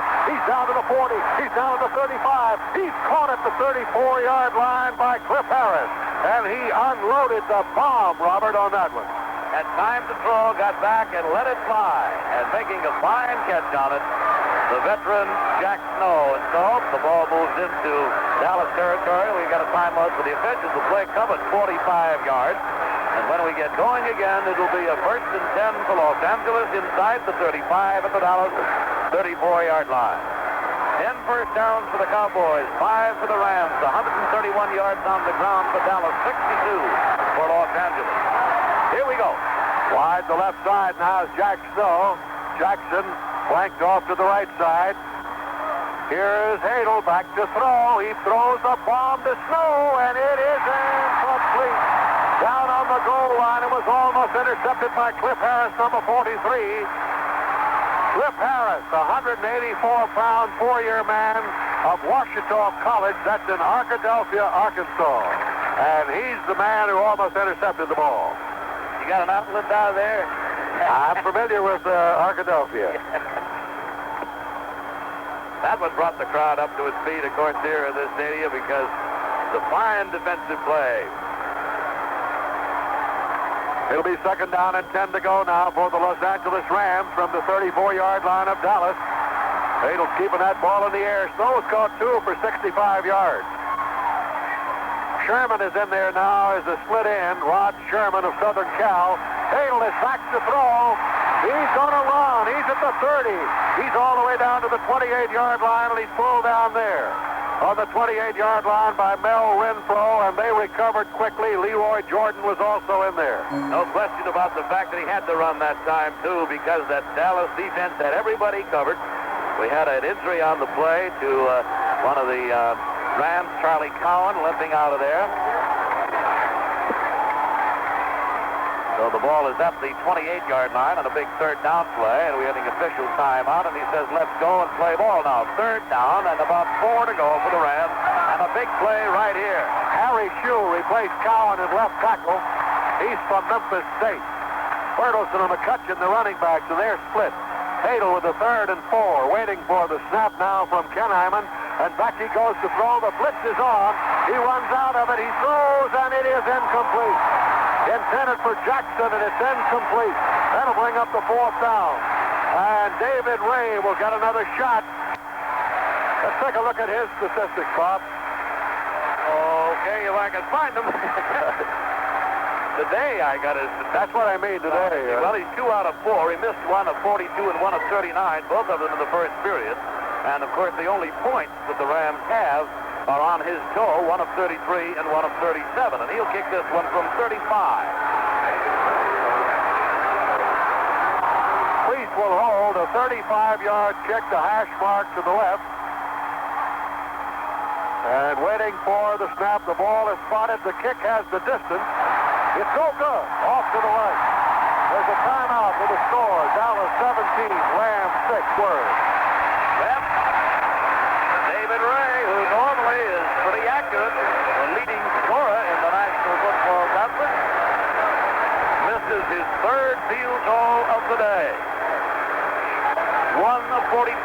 one of 39 and this one of 35. And so that puts the quietest on any attempt to score by the Los Angeles Rams here with 6:26 to go in the third period, and the Dallas Cowboys leading it 17-6. I'm sure you know it by now, but just in case you haven't heard or haven't been out of the country, the Minnesota Vikings beat Washington 27-20, the National Football Conference playoff game yesterday, and the Vikes will play the winner of this one. And then the Oakland Club beat Pittsburgh yesterday 34-14, and Oakland will play Miami next Sunday at Miami for the American Football Conference Championship. Miami winning today 34-16 over Cincinnati. Van Patrick along with Bob Reynolds, our mutual sports crew at Irving, Texas. And this game winds up our NFL coverage of the year.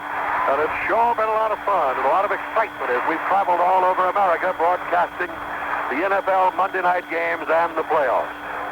And earlier, as Al Wester described, along with Bob Gallagher, 34-16, Miami beating Cincinnati. And now it will be 1st and 10 for Dallas from their own 20 after the missed field goal try. In motion now goes Pearson. He's set out on the right side. Hayes to the left. The give is to Calvin Hill. Hill is at the 25. He is forced out of bounds at the 27-yard line. Boy, did he take a shot from Isaiah Robertson, too, right along the sidelines, and the crowd doesn't like it very well. Isaiah gave it to him pretty good. So the ball will move in instead of the hash mark around the 26-yard line, where it'll be 2nd down and 4 yards to go for Dallas. We're talking about that Dallas defense, man. Going into this one today, the last 3 games in the regular season, Dallas gave up but 2 touchdowns. That's all, as they put it all together. And here today, they have given up but 2 field goals, and David Ray has missed 3 others. Bob Hayes is flanked to the right, and here's Staubach, a give to Hill. He's on the sweep again, and he is forced out of bounds, this time on the 28-yard line by Ken Geddes of Nebraska, the linebacker on the left side, driving him out of bounds. Series originated on the 20. The ball is on the 28. It is 3rd down and 2 to go. Clock shows 6 minutes, 16 seconds of playing time remaining in the third quarter. Dallas leading 17-6 over the Los Angeles Rams. Fugit replaces Dupre at tight end as Tom Landry sends in the signals. Dallas is 5 out of 10 on 3rd down. Los Angeles 0 out of 7. That tells you a great story right there. We're talking about that Dallas defense. Wide to the right side is Pearson. Waiting for it now is Staubach. He gives it to Hill. Hill's at the 32-yard line. It's a 1st down for the Dallas Cowboys. And that's 12 first downs. And Calvin Hill, who was the recipient of a Lazy Boy chair earlier this year, is well on his way to getting another one. Ken Geddes had a shot at him back there behind the line of scrimmage. But he just shook him loose and picked up the 1st down. And now Billy Joe Dupre comes in as Landry continues to alternate tight end with the play. Hill in 19 carries has gained 92 yards, so he's closing in on the 100-yard mark. We've had a lot of fun with that award all year, and I know Gary Schroeder and Bob Rawl of Lazy Boy have had as much fun as we have in presenting the players the award. Newhouse is in the backfield. Staubach is back to throw. Look at the time. Over the middle. Intercepted by the Los Angeles Rams, Jack Reynolds. And Reynolds flicked it off on about the 49 and ran it back to the 47, and Drew Pearson made the tackle. Another turnover now for the Rams.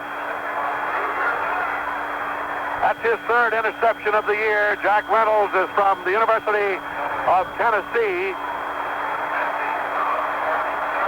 All of the folks down in Knoxville follow the football games of the NFL on our Knoxville station. Wide to the left side is Jackson. Wide to the right side is Jack Stowe. Ball on the 47-yard line of the Cowboys. Here's Hadel on a give now to his running back, and a long pass downfield, incomplete. That was McCutcheon who took the handoff from Hadel and threw the bomb incomplete. The halfback option, and McCutcheon unloaded a bomb.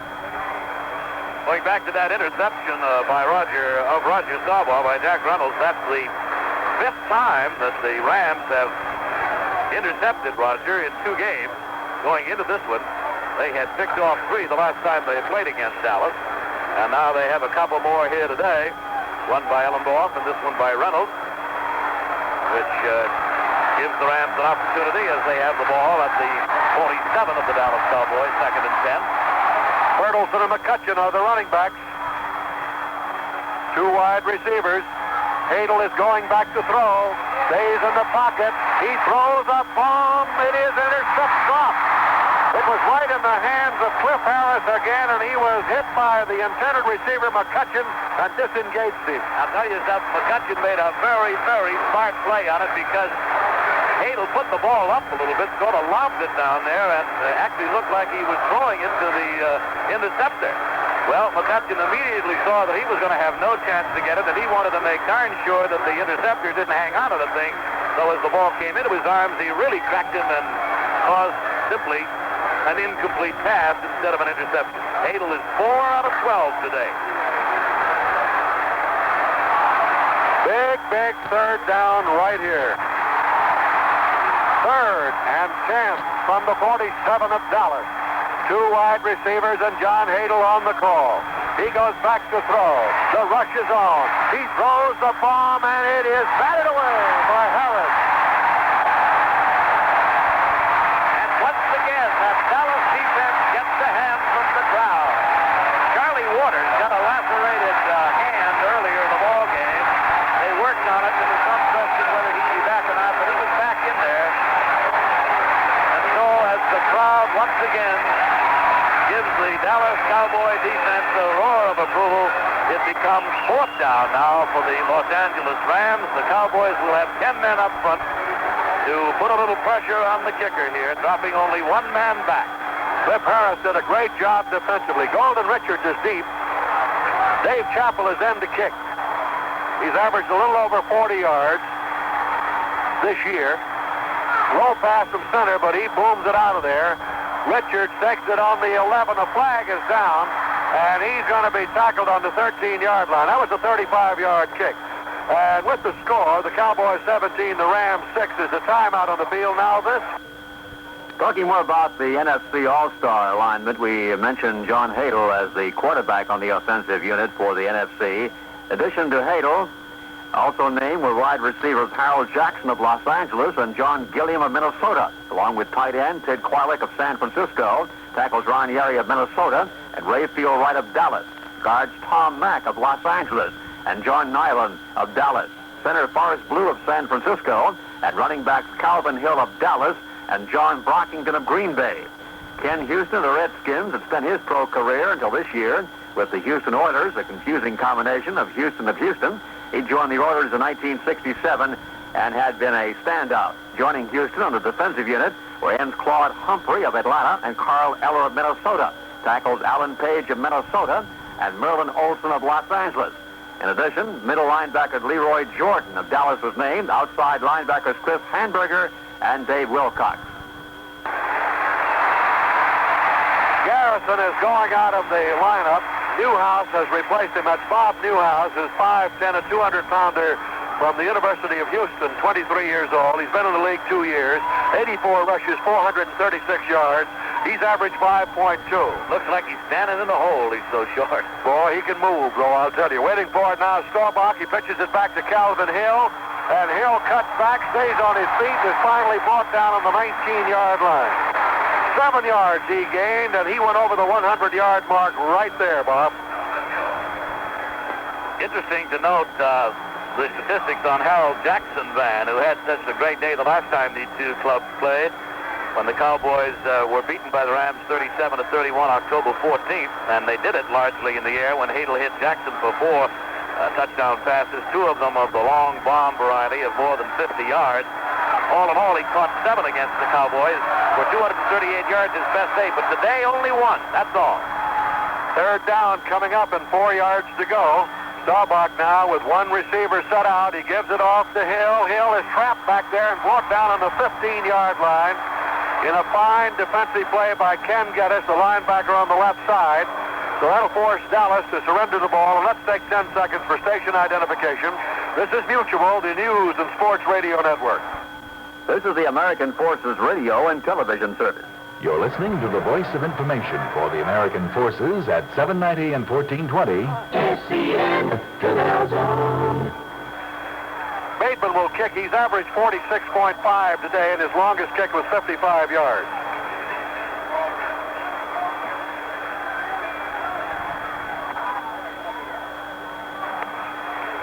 Standing back on the goal line, and two deep receivers, and the kick is away. Waiting for it is Bertelsen at the 41. Bertelsen gets the block at the 45. He's at the 50, and he's all the way down to about the 48-yard line, and that was a 44-yard kick.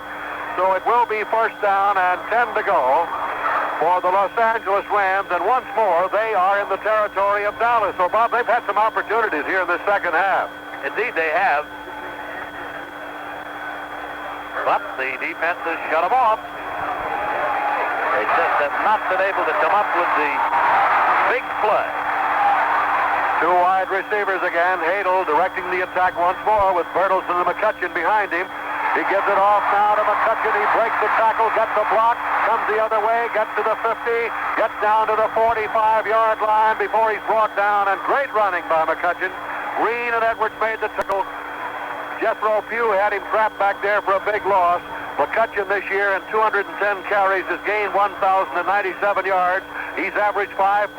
He caught 30 passes for 289 yards. He's had a great year. And oddly enough, it took Chuck Knox to turn him around because he didn't do much with the Rams before. Today, he's carried 10 times for 30 yards, and his average, of course, 3 yards a chop.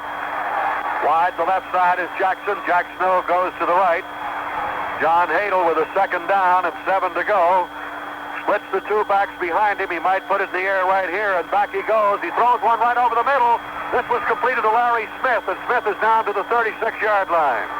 And Smith should have a first down. He does. And that's 7 first downs.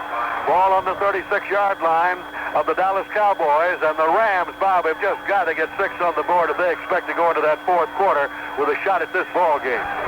Interesting across the way on that last play, Waters made sure that Jack Snow didn't get into the play, just took him out as he went down the field, just threw a block at him. 64,291, that's the attendance today. Two wide receivers with a minute to go in the third quarter. Hadel now is giving it off to Smith, and Smith breaks the tackle, but he's going to be dropped on the 37-yard line by Leroy Jordan and Cornell Green.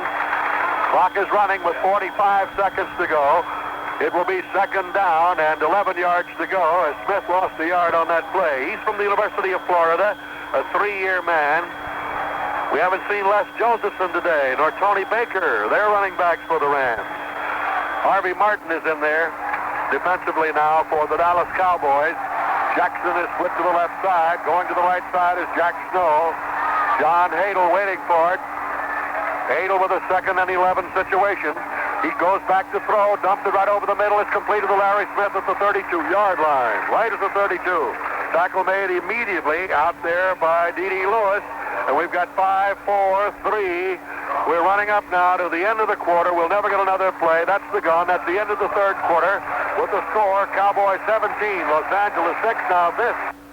It was learned today that world heavyweight boxing champion George Foreman faces court action seeking $360,000 in allegedly hidden assets derived from his September title defense in Tokyo. An Oakland newspaper said today that Foreman, manager Dick Seidler, and the George Foreman Development Corporation have been named in a contempt of court motion on file in the San Francisco federal court. Foreman's attorneys last summer submitted contracts which indicated Foreman would earn $250,000 plus $10,000 for training expenses in his fight against Joe Roman. But the suit says evidence has developed placing the total receipts at $600,000 or more. Elsewhere in sports, the Australian women's tennis squad defeated the USA 6-3 today in Sydney, Australia in the Bonnie Bell Cup. During the 3-day 9-match competition, former Wimbledon champ Yvonne Goolagong beat the U.S. team's number 1 seeded player, Chris Evert, 6-2, 6-3. Well, I hope sometime when you're down in the great state of Texas, you'll get an opportunity to see this stadium. It's a magnificent edifice. And the press facilities here, the broadcasting booths are just almost unbelievable. It's something that the broadcasters dream about. You're in plush surroundings, carpets on the floor, and beautiful Texas cowgirls dressed in mini skirts with the boots to bring you the soft drinks and your every need here in this Texas stadium, and it's just wonderful. You like this, Robert? Son of a gun, I hadn't seen them. Where are they? Anyway. You know, Van, interestingly enough, after 3 quarters of play, the total yardage between these two clubs, in spite of the variance in the score of 17-6, is mighty close. The Rams actually have outgained the Dallas Cowboys, 191 to 185 total yards. A couple of big bombs have accounted for long yardage on 2 of them. One of 50, one of 46. But the Rams did make some adjustments at halftime defensively. But they simply have not been able to come up with a big play when they needed it. And conversely, the Cowboys defense has. And here's one of their biggest of the day coming up right now with 3rd down and 7. They're 0 for 8 on 3rd down. They haven't converted one today. They've got 3rd and 7 on the 33 of Dallas. Hagel with the 2 wide receivers going back to throw. Stays in the pocket, throws over the middle, and Jack Snow, the intended receiver, and it was broken up in there by Cornell Green. And how he kept from interfering with him on that, I'll never know. Took a step in front of him with both hands and knocked it down. And once again, the big animated scoreboard here at Texas Stadium flashes defense. So again, the failure on the 3rd down to convert. They still have to go away. Haven't made one yet. And Ray now will attempt another field goal. This one from the 40-yard line. Number 6, he's going to try David Ray from the 40-yard line. He's made 2 out of 6 or 5. Here's the kick, and it's in the air with distance, and it is good. So, there's a timeout with the score. The Dallas Cowboys 17, the Los Angeles Rams 9, and now this word. Well, David Ray finally got the foot into that one and split the uprights with it from 40 yards out to make it 17-9 here with 14:51 to go. His field goals today, 33, 37, and 40, and he's missed 3 of 42, 39, and 35. Dallas, of course, has only had 1 field goal, that one by Tony Frisch of 39 yards that came in the second period, which was set up by a sawball to a Puget pass, which put the ball down on the Rams' 24-yard line, a play that covered 36 yards. And so David Ray, who has the leading scorer in the league, having his problems here today, only 50% on it. Here in this Texas stadium, they haven't allowed them to use signs around the stadium, but the owners have decided, well, I guess we better do it and let the fans have their fun. So there's a lot of them.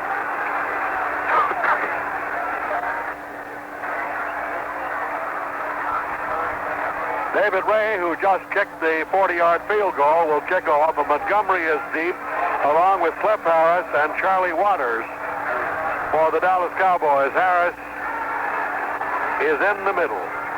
And David Ray, who has kicked 3 field goals, will boot it. And it's a spinning kick. Bounces around and finally into the end zone, so the Cowboys let it go.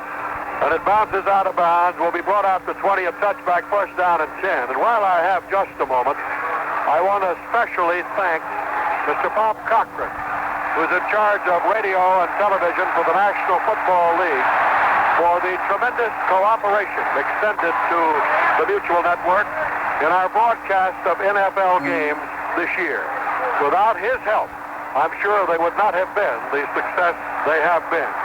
So a special salute to Mr. Bob Cochran of the National Football League. 2 wide receivers, and waiting for it now is Staubach, and Staubach gives it off the hill, and Hill's at the 22, 23. Jack Reynolds is the man who made the tackle right there. We're in the final quarter with 14 minutes and 35 seconds. Of course, if they're tied at the end of this ball game, there'll be a sudden death playoff. It's 17-9. How many field goals? 3. David Ray has missed today. That would have made a big difference, wouldn't it? They'd be leading in the ball game had he been able to make them. Wide to the left side is Pearson.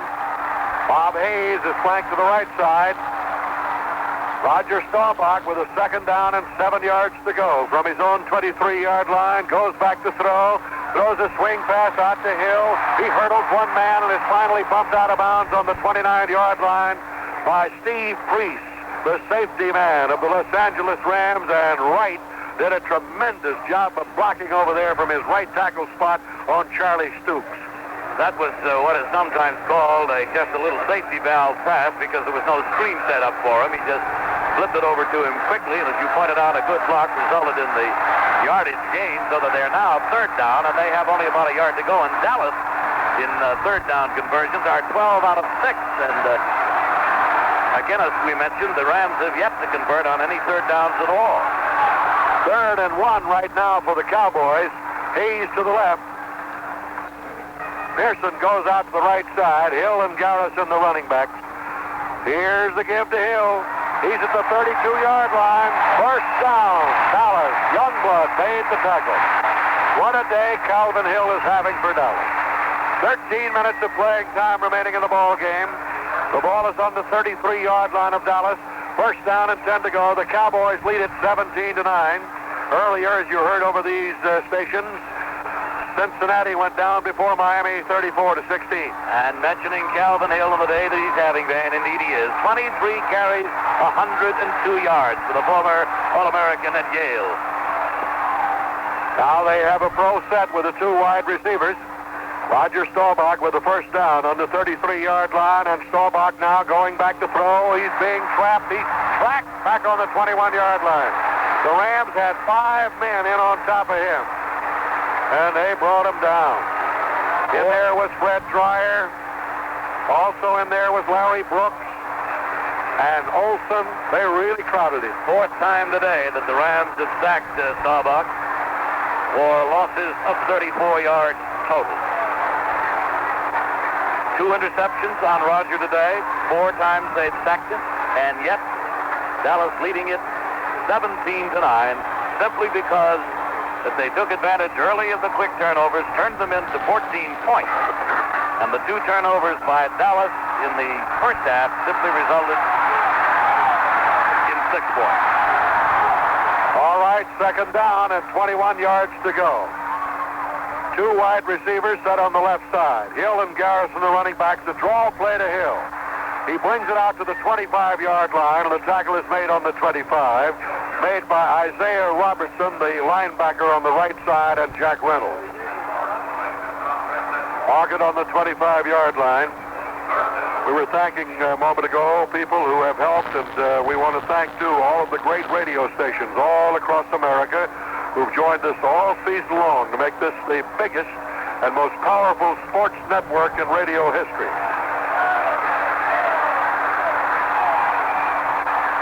Bob Hayes flanked out to the left. Pearson goes to the right side, and here's a fumble. Calvin Hill trying to pick it up, and there's a scramble for it. Let's see who got it.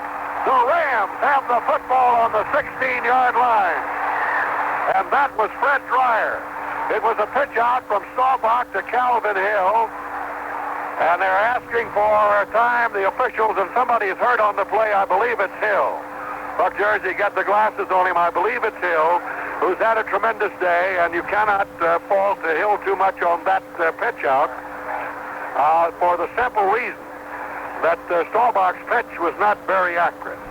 Looks like one of the Rams players having some arm trouble down there. The trainer for the Los Angeles club out on the field, and the Los Angeles Ram club were motioning to the bench to send the trainers and the doctors out there. They're surrounding the player, so we can't tell who it is as yet, but I believe it's Freddie Dreyer, who is the injured player, the right defensive end. He's the man who got the football, too, Bob, away from Calvin Hill. So he and Hill were fighting for it, but Hill is all right, and so is Dreyer. He's coming out. Dryer's coming out, so it isn't him. Dryer's coming out of there, and Gary Tudhill, the trainer's following him along, and I believe it's Calvin Hill, as we pointed out a moment ago. Both of them got it, I guess, Van. As the trainer for the Rams went out there to look at Dreyer, and now they're working on here's some quick stats, Bob. 12 first downs, Cowboys. Rams have 7. 156 yards rushing for Dallas to 70 for the Rams. Listen to the passing. Rams 121, Cowboys only 34. The total yards, and you won't believe this, 191 for the Rams and 190 for Dallas. Yeah, the difference, of course, on the running game, the passing game, rather, the Rams, and the running game of the Cowboys making it so close. It is Calvin Hill, and it appears like it's his left arm that is the problem, Van. He's had some kind of a day here today, 102 yards in 23 carries. And we have 11 minutes and 18 seconds of playing time left in the ball game. The Dallas Cowboys leading it 17-9. Well, we're just going to stay right with it here because Hill, they're having to assist there. And taping him up. Either an elbow or an arm. We'll just wait and see. Well, you talk about the Rams, and I think probably everybody was surprised. Calvin Hill getting a great hand as he goes to the sideline. His left arm is taped close to his body. Now, we'll get a report on it. But as I started to say, the Rams really surprised everybody with their new quarterback, Cadle, and their new system. Well, the Rams may have a little trouble hearing the signals as this sellout crowd starts to roar in Dallas. It'll be a 1st and 10 for the Los Angeles Rams from the 16-yard line. Remember, this score is Dallas 17, Rams 9. 11 minutes and 18 seconds of playing time remaining. Anything can happen here, friends. I think Tom Landry sort of summed up the Rams season, Van, rather succinctly. He said he didn't think anybody thought they would be as good and as consistent as they have been. Two wide receivers. John Hadle now with Bertelson and McCutcheon behind him, and it's McCutcheon on the sweep. He cuts back at the 15. He's down to the 10. He's down to the 5. He's brought down on the 5-yard line by Cliff Harris, and he was running hard. Van Patrick along with Bob Reynolds, our mutual sports staff at Irving, Texas. And it's nice to have you with us wherever you are on this Sunday afternoon. We've got excitement in Texas. It will be 1st down and goal to go with the ball on the 5-yard line. The tight formation. Jack Snow is in there tight. And Baker is in there now offensively as a running back. And the give is to Baker. Baker's cutting in over tackle. He's down to the 1. It is a touchdown for Los Angeles.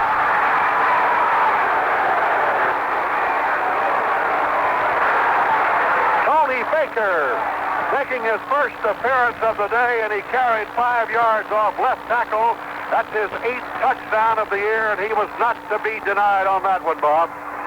He ran hard. He was stopped at the line of scrimmage, just kept digging and managed to get it across. And so the Los Angeles Rams, taking advantage of the turnover, the fumble by Calvin Hill, recovered at the 17 by Dreyer, have gone on the board with their first touchdown. And it is 17-15. David Ray will attempt to put him within 1 point. The ball is spotted. The kick is up and good. And with the score, Dallas 17, Los Angeles 16. There's a timeout on the field. Now this... Mark Keller said it for everybody when he said the football game he plays Christmas night will be his one-shot chance at fame and fortune in the pros. Keller, the NIU running back who led the nation in rushing this season, is among those hoping to use the North-South Shrine game in Miami as a stepping stone to the pros. The players who will be competing for charity were picked from schools which didn't earn a bowl bid, many from schools seldom visited by the pro scouts. But the scouts will be around for the North-South game, and the players will have their chance to show their stuff. Keller, along with Rutgers tailback Jim Jennings, who led the nation in scoring, are typical of the unknown but high-caliber ball players who make up the Shrine Bowl teams. The game will be a testing ground for some new rules being considered by both the NCAA and the National Football League. Kickoff will be from the 35-yard line instead of the 40. And all kickoffs must be returned unless the ball goes through the end zone. There will be no downing of the ball in the end zone.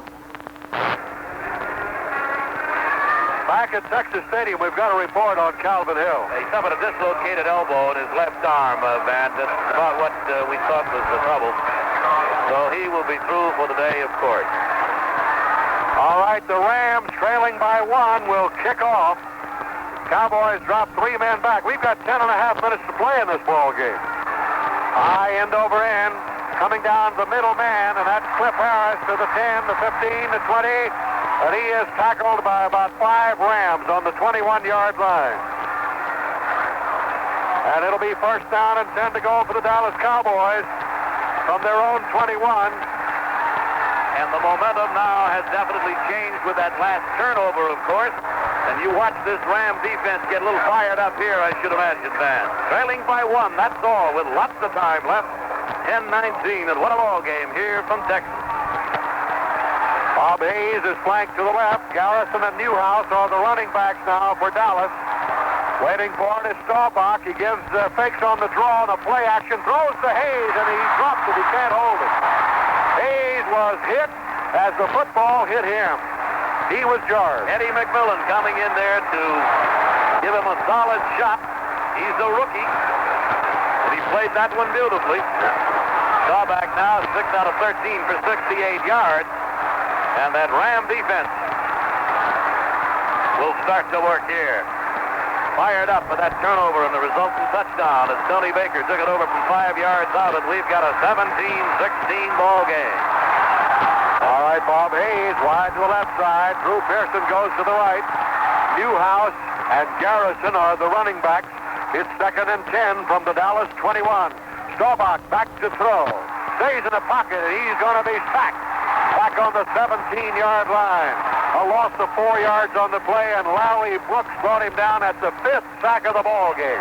Now the Dallas Cowboys are going to be hurting without Calvin Hill because he takes away the receiving threat as well as the fine running. And taking nothing away, of course, from Mr. Newhouse, who has to take his place in there. This Ram defense will be keying on Roger Staubach, which is what Charlie Knox wanted him to do all along. That's the 5th sack, as Van mentioned, for 38 total yards lost. And remember that at one time the Dallas Cowboys led this was 17-0. 2 wide receivers. It's 17-16 right now with 10 minutes to go. Here's Staubach back to throw. Cocks his arm. Throws the bomb, and it is caught by Pearson at the 45, the 40, the 35, the 30, the 25, the 20, the 15, the 10, the 5. It's a touchdown for Dallas.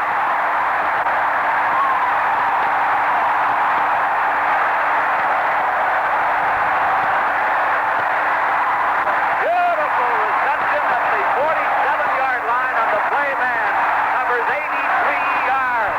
And the Cowboys have gone in front now, 23-16, and listen to this crowd.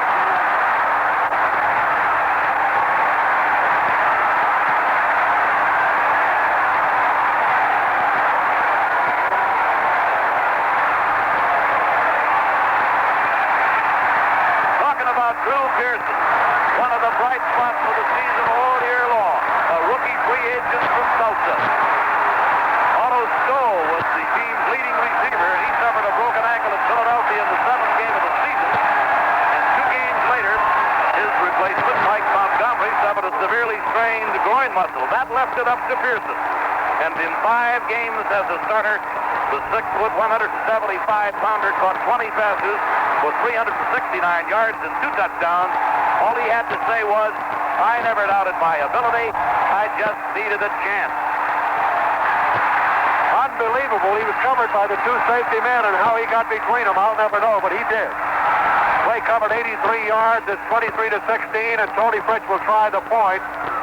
Oh, my, did that thrill this crowd. And they had a little mix-up there. Flags are down all over the place. The ball was not snapped. They've got 9 minutes and 37 seconds of playing time remaining. Staubach had long yardage. He pumped once and then pumped the second time, and he threw that ball a mile. And it was caught by Pearson up around the 45-yard line in Los Angeles territory. He got between those 2 safety men, and he took off for the races. Well, we've had a ball game here today, I'll tell you. And we certainly hope you've been enjoying it. The call was illegal procedure against the Dallas Cowboys. So it simply means that Tony Fritz will attempt the extra point from the 15-yard line. That's all. 9:37 left. Waiting now for the snap. Morton will hold. The kick is up, and the kick is good. With the score, Dallas 24, Los Angeles 16. There's a timeout on the field. Now this... Well, just when it looked like that the Los Angeles Rams had the momentum after a turnover by the Dallas Cowboys, they right back with 83-yard pass from Staubach to Pearson, and he really took off after he got that ball about the 40-yard line of the Rams.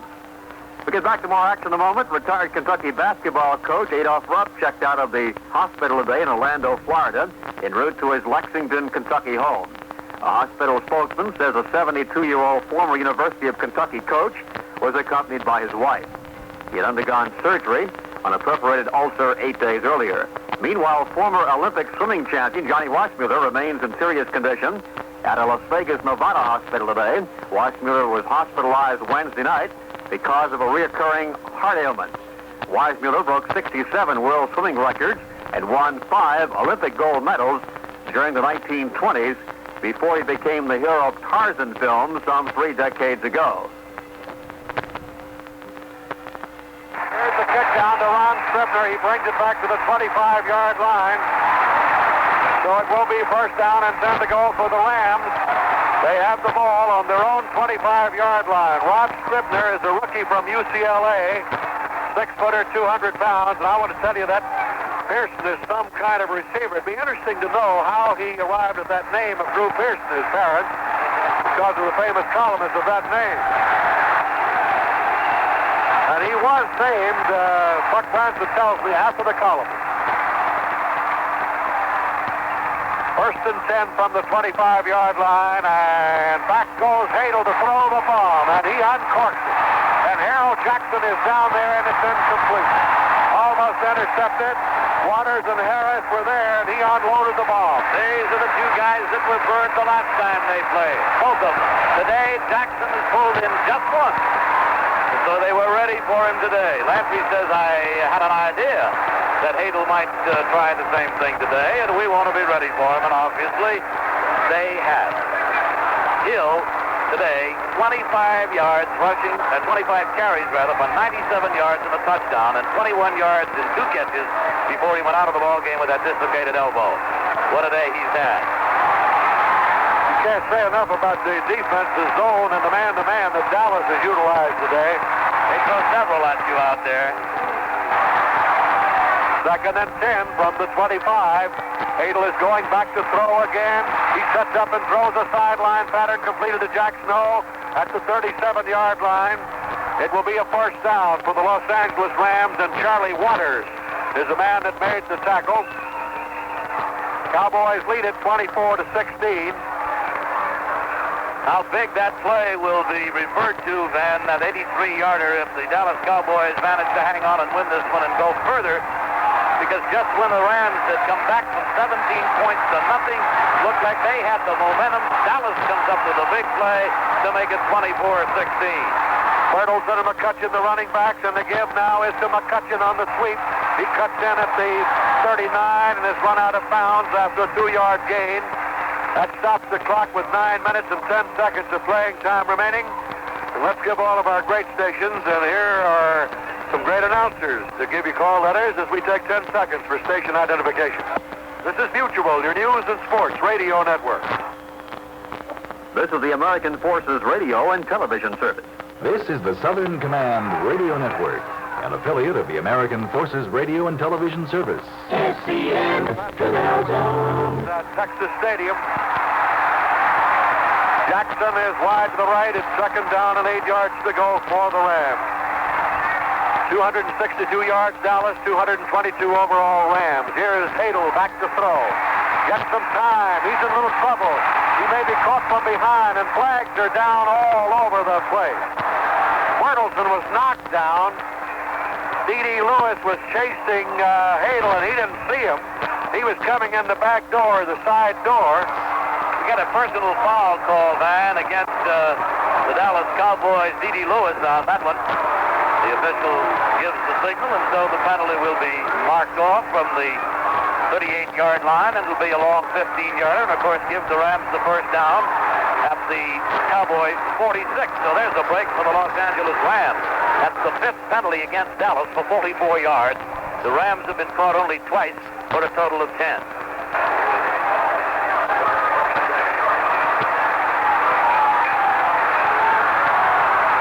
Remember New Year's Eve over many of these stations, Alabama will go against Notre Dame. Bertelsen and McCutcheon are the running backs, 2 wide receivers. Hadel with a first down. And Hadel on a give now to Bertelsen, and he is tackled by Cornell Green, who is blitzing on the safety blitz. Beautiful tackle right around the ankles, and that's the way to get him down. Correction, the personal foul was not on D.D. Lewis. They've corrected it now. It was on Harris. We don't want to take D.D. with something he didn't do. A yard lost on that play. It'll be second down, 11 yards to go. Miami a winner today. Don Shula's got another great team, the Miami Dolphins. Wide to the right side is Jack Snow. Harold Jackson goes to the left. And John Hadle brings him out now with 8:20 to play. And here's Hadle going back to throw. He's being chased. He throws one over the head of the intended receiver, Bertelsen. He had him open. He just couldn't hit him, and the reason he couldn't, he was being pressured in there. And Bill Gregory was really putting the pressure on. That brings up a 3rd and 11. And again, that third down situation, what have they done on third downs? They've had an unbelievable day on third downs. They were 0 for 8. Martin is back in there now defensively. Going out is Dave Edwards. Barnes, the boys are in, both up. 3rd and 11. Ball on the 47-yard line of Dallas. And the Rams have it with Hadle back to throw. Staying in the pocket, he throws one. It is incomplete.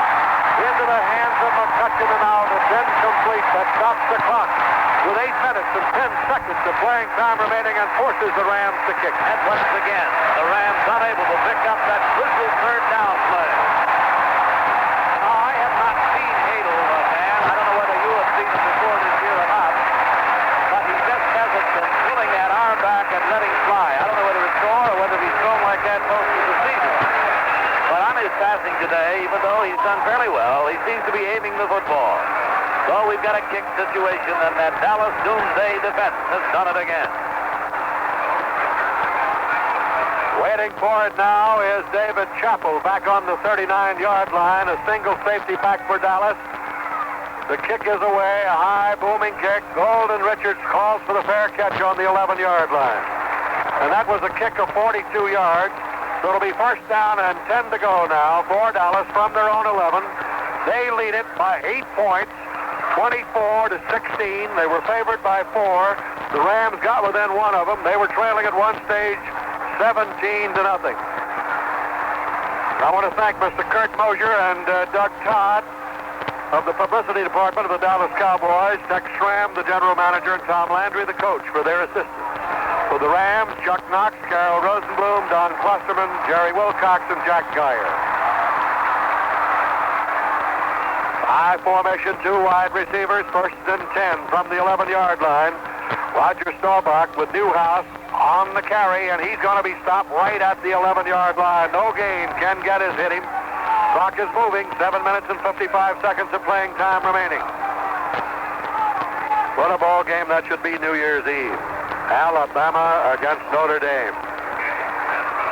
You wouldn't go and be there, are you? Oh, I'm going to be there. Captain Joe Katz, the executive director, Captain Katz and I will be there. We'll be broadcasting that ball game all around the world, of course, exclusively on Mutual Radio. Wide to the left side is Bob Hayes. High formation, Newhouse in the top of the eye, and waiting for it is Staubach, and Staubach rolling to the right. He's going to run with it. He's going to be brought down back on the 10. And that'll bring up a 3rd down, 11 yards to go, and Jack Youngblood is the man in on top of Staubach. What a difference, of course, the loss of Calvin Hill makes to the Dallas Cowboys, because they're not as deep in running backs as the Rams are. And taking Calvin out of there takes an added dimension away from the Dallas attack. The Rams know that they can fire through there, try to get a hold of the young Mr. Newhouser or Garrison, and by the same time put the pressure on Roger Staubach.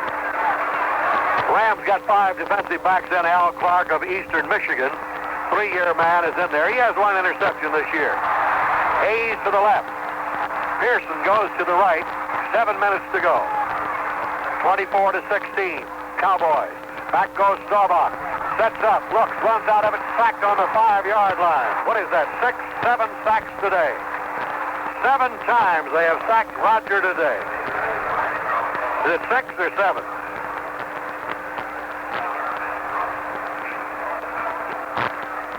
Polish Prince has never been wrong. So that means the ball is back on the 5, where it'll be 4th down. 16 yards to go, and the Rams could get themselves in good field position here, Bob, unless Bateman can kick it out of sight. They'll put a rush on them, although they got twin safeties back at the 50-yard line. We still got 6:47 to go.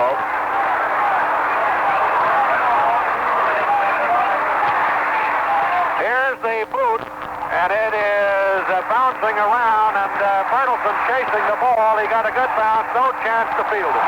It's still rolling all the way down to the 42-yard line. Would you believe that?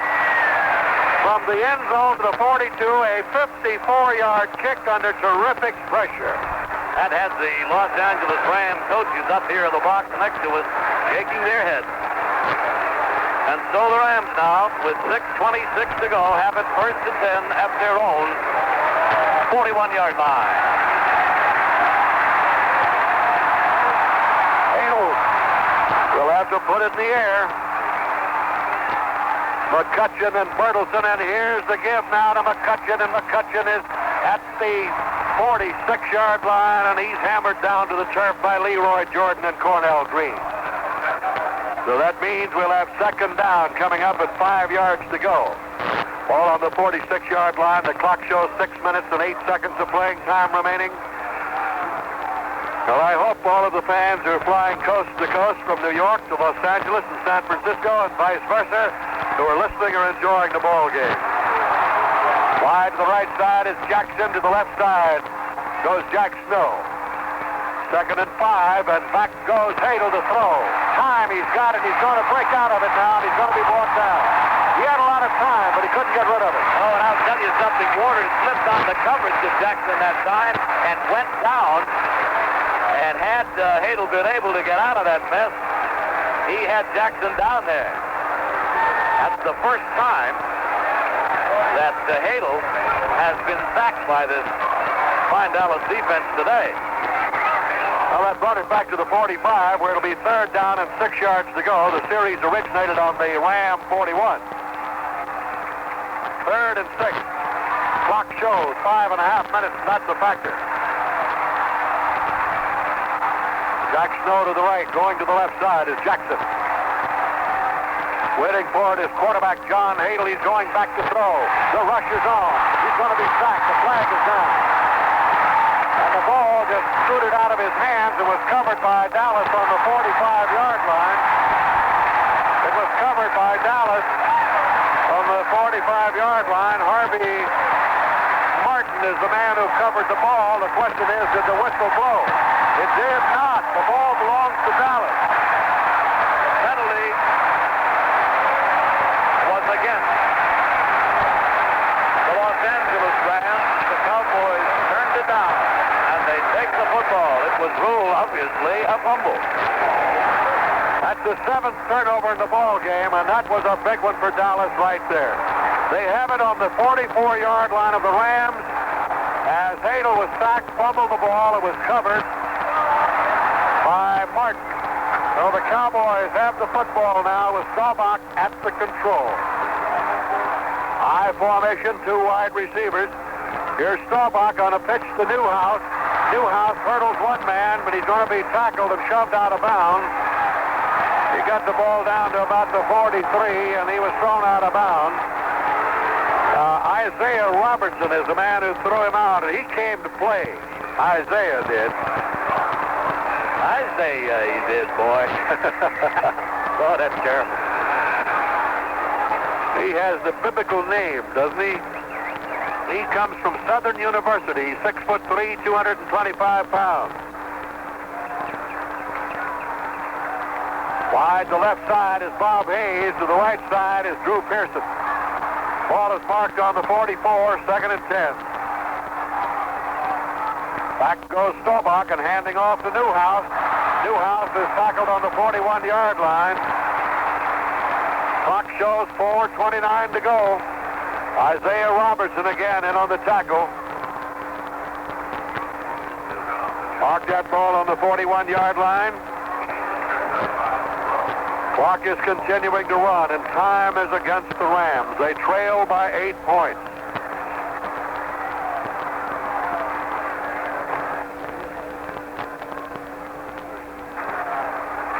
Wide to the left side now goes Pearson. Bob Hayes on the right. Third down, 7 yards to go. Here's Staubach back to throw.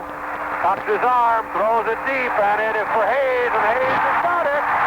Way down on the 12-yard line. Bob Hayes caught it in the middle of two Ram defenders. 29 yards gained on the play. He caught it in the middle of two Ram defenders. First down and 10 on the 12-yard line of the Los Angeles Rams. Opportunistic after the Dallas Cowboys gives them an opportunity, and they try to convert on. The fumble recovery by Martin of Johnny Hadle. The Rams 44, and the Cowboys are on fire again. As Staubach hits Bob Hayes for 29 to the 12-yard line with 3:45 remaining, and it's 24-16 Dallas. That's the first catch of the day for Bob Hayes, and a big one. Newhouse and Garrison, the running backs. Staubach on a give to Garrison, and Garrison is at the 10. He got 2 yards, that's it. He was hauled down in there, just shy of the 10-yard line. Jack Reynolds and Larry Brooks making the tackle. Looked like a broken play, Van. 3:30 to go, and time against the Rams. But as we said before, you cannot take away from the tremendous job that Chuck Knox has done with this ball club. Staubach is 8 out of 15 for 180 yards. He's got second down, 8 yards to go. Newhouse down to the 7. Newhouse all the way down to 7. The tight end, Dupre, pumping into Jack Reynolds down in the end zone. They pumped each other pretty good. Clock still running at 2:45 to play in the ball game. Well, I hope you've enjoyed it as much as we have the last 2 days. We've sent 4 games your way.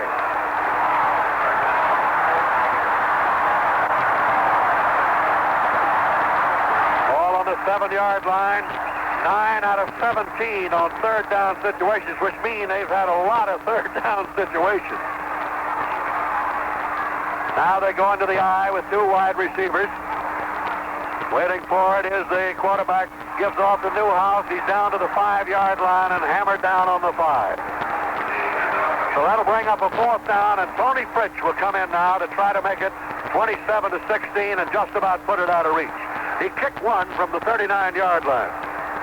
Staubach didn't want him to come in. He waved him back, but Coach Tom Landry says I'm still running the club, I guess. So they wanted to try for it. They lead by 8 with 2 minutes to play, and I don't know if we've had that 2-minute warning or not, Van.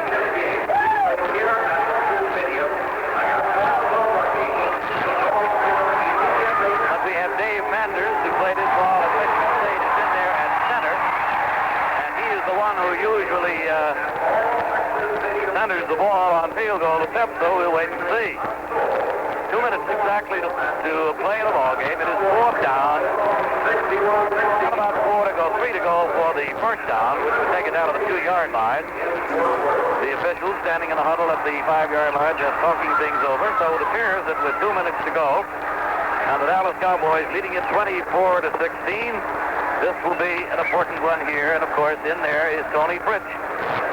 Well, I thought we'd get a 2-minute warning, Bob, but we never did. I was afraid to leave the play because of the fact they might go ahead and try the field goal, so we'll just have to wait it out now and see what happens.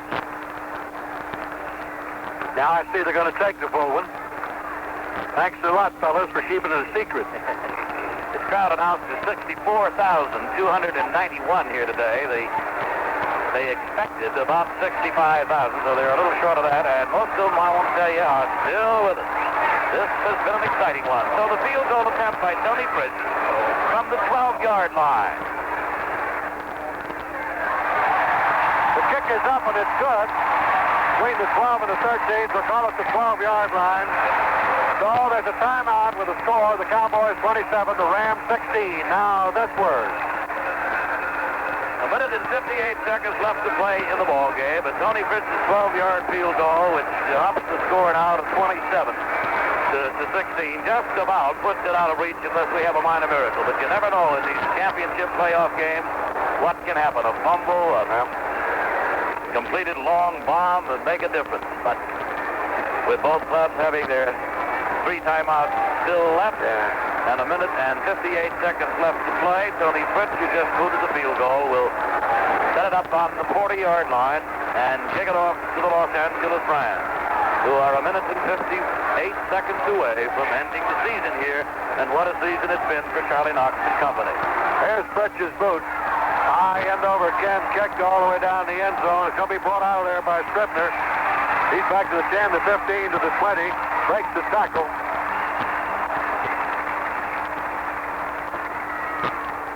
On the kickoff, Scribner brings it back to the 23-yard line, and Montgomery makes the tackle for the Dallas Cowboys. So now the Rams have it, first and 10 on their own 23-yard line.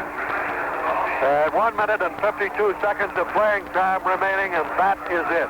And it's 27 to 16 now in favor of the Dallas Cowboys, and just about out of reach. And back goes Hadel to throw. He sets up and fires one to Jackson, incomplete. Over there was Cliff Harris. The cover on the play, and it's incomplete. He tackled Jackson. He met him right there as the ball came down. A sober defensive play. And the crowd, as they have in the past, a roar of approval. And Jackson, who had such a great day in the last one, has been well covered here today. Rod Sherman replaces Harold Jackson at that split end.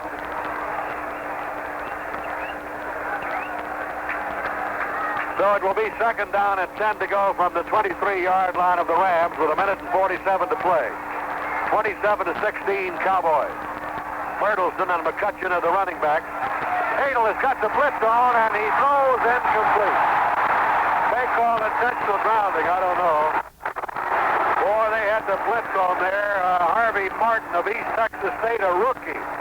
He all of a sudden said, look where I am. With a minute and 43 seconds left to play in the ball game, the Cowboy defense knows, of course, that the Rams have really nothing to do except throw the football. And so the rush is on, the blitz is on. Get to the quarterback just as fast as you can. Don't give him any chance to get set at all.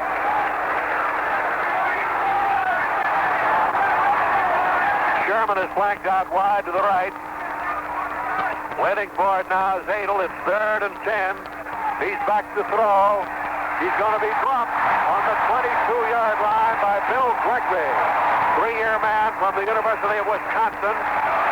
1 minute and 38 seconds of playing time remaining.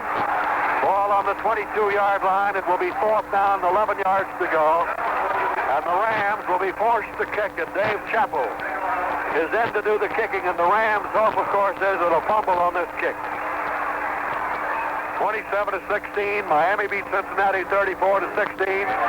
It will be Oakland against Miami, and it appears it will be Dallas against Minnesota. Next week, the winners will go to the Super Bowl in Houston, Texas. Staubach dropped 7 times, Hadel 3 times. Another high booming kick, and Dallas has nobody back there. And that ball is still rolling. It rolls all the way down to about the 13-yard line. Is dead there. That was a kick of 65 yards by Dave Chappell. His longest kick of the year has been 65 yards. The Cowboys had nobody back, of course, because they was the possibility that the Rams, needing possession and needing points, would try something rather than to give up the football, so they had the rush on. And they'll give up a 65-yard punt with a minute and 6 seconds left to go anytime to protect their lead, which is 27 to 16. So a couple of great championship games next Sunday. Miami and Oakland. From the 14-yard line, a minute and 6 to go, and the give now is to Garrison. Garrison brings it up to the 18-yard line, getting about 4 on the play. Rams are going to utilize those timeouts. 1 minute, 1 second. Reynolds and Robertson made the tackle. The roughing for the Rams. They got behind 17 to nothing. 2 turnovers. Got them behind 14 to nothing. in the early stages of this ball game, but a mark of a good football team. They came battling back. They got within 1 point, and then a tremendous catch by Drew Pearson.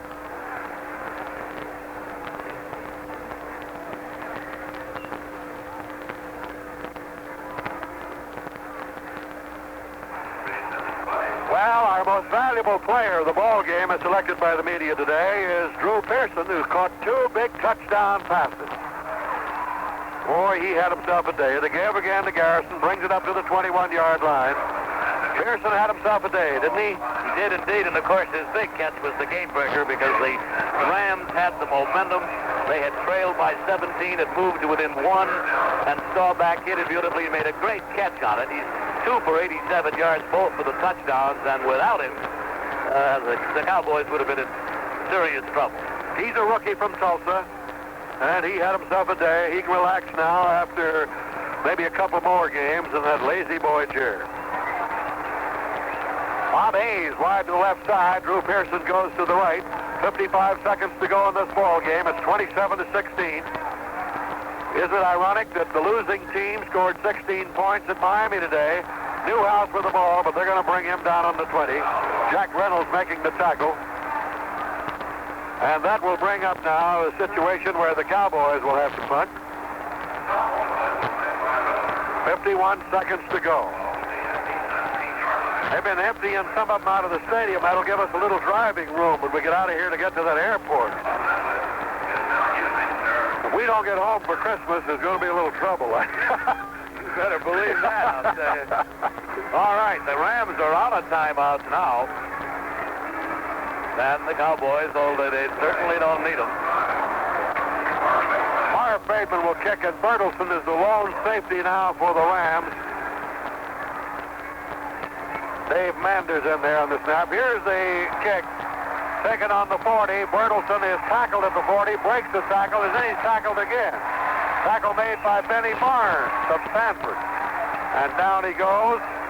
That was a 42-yard kick. The clock shows 41 seconds. The ball is on the 39-yard line of the Los Angeles Rams, and they have it first down and 10 to go from that point. Well, in spite of the fact, Van, that the Los Angeles Rams seemingly are out of this one here with only 41 seconds left to go. Again, it's congratulations from all of us to the Ram organization for a tremendous turnabout from last season to this. Hadel back to throw. He's being chased. He's down. Back on the 23-yard line. In there making the tackle was number 77, and that is Bill Gregory of Wisconsin along with Harvey Martin. Third time he's been sacked. Way back on the 23-yard line to go to market. 36 seconds of playing time remaining. Been wonderful to have you with us all season, and I hope you'll join us on the Sugar Bowl game from New Orleans, Alabama, Notre Dame, Bear Bryant and Air Force-Higgins, great college teams. We'll go for the MacArthur Bowl, symbolic of the National Collegiate Championship. And back goes Hadel to throw. And the ball is batted down by Harvey Martin. Boy, that rookie from East Texas State is having himself a day. 21 seconds to go. The incomplete pass stops the clock.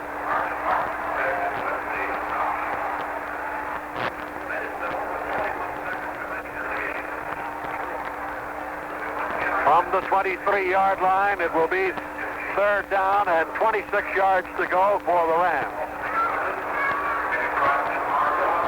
The season has come to an end for the Rams.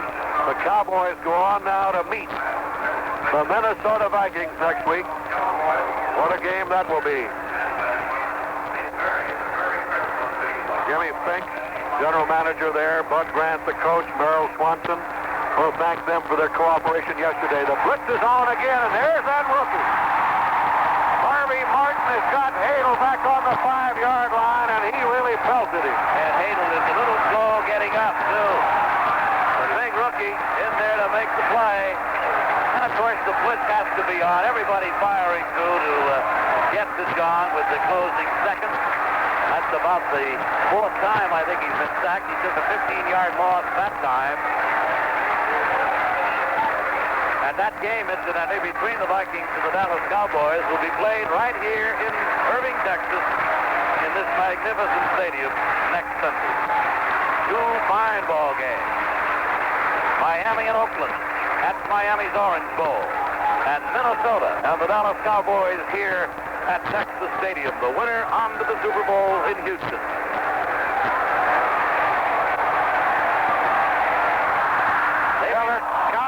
Bob, they'll never get another play on the way. The Rams are going to try it. And the quarterback in there, James Harris, just goes back, and the ball game is over. The final score, the Dallas Cowboys 27, the Los Angeles Rams 16. We'll present the wrap-up of today's game after this. Before we go back to Van Patrick for the wrap-up of this ball game, let's check what's happening in other major sports tonight. The National Basketball Association, they have, four games on tap. Houston is playing at Cleveland. The Capital Bucks play Buffalo at Toronto. Golden State at Kansas City, Omaha, and Boston will visit Seattle. One game in the ABA, Kentucky at San Diego. In the National Hockey League, Montreal at New York to play the Islanders. The New York Rangers at Atlanta. Pittsburgh at Buffalo. Toronto at Boston. Vancouver at Chicago. And Minnesota is at California. There are three games scheduled in the World Hockey Association. Winnipeg at Jersey. Chicago at Toronto. And Cleveland at Minnesota. Well, we'll have a doubleheader next week to decide who'll go to the Super Bowl in the NFC. Of course, that will be the battle between Dallas and Minnesota at Irving, Texas, at Dallas. And in the AFC, defending world champion Miami playing host to the Oakland Raiders. Now for the wrap-up, let's return to Dallas. Tom Landry's Dallas Cowboys have moved into the championship game with their victory here this afternoon against the Los Angeles Rams 27-16. The championship game, will be played at 12 noon Central Time here in Dallas. The Oakland-Miami game at 4 o'clock in the afternoon. Both games next Sunday.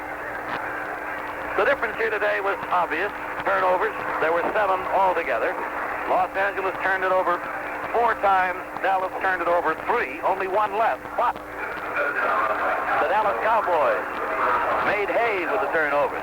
The 2 quick ones early sent them out in front quickly, 14-0. And from that time on, of course, the Rams had to play catch-up. And catch-up they almost did. Trailing 17-1 to nothing.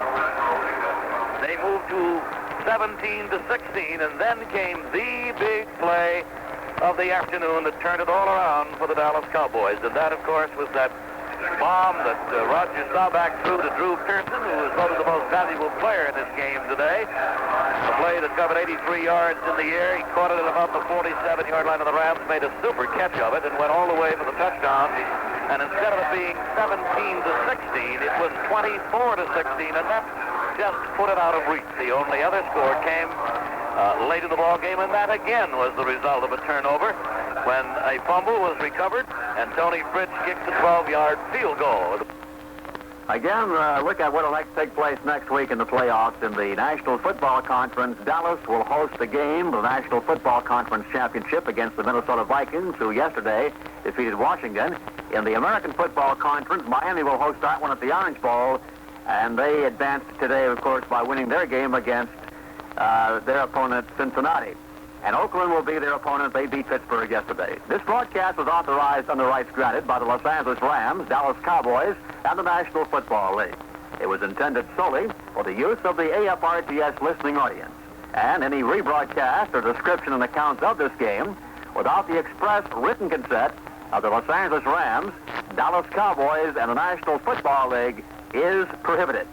Our thanks again to mutual sportscasters Van Patrick and Bob Reynolds for their description of today's game.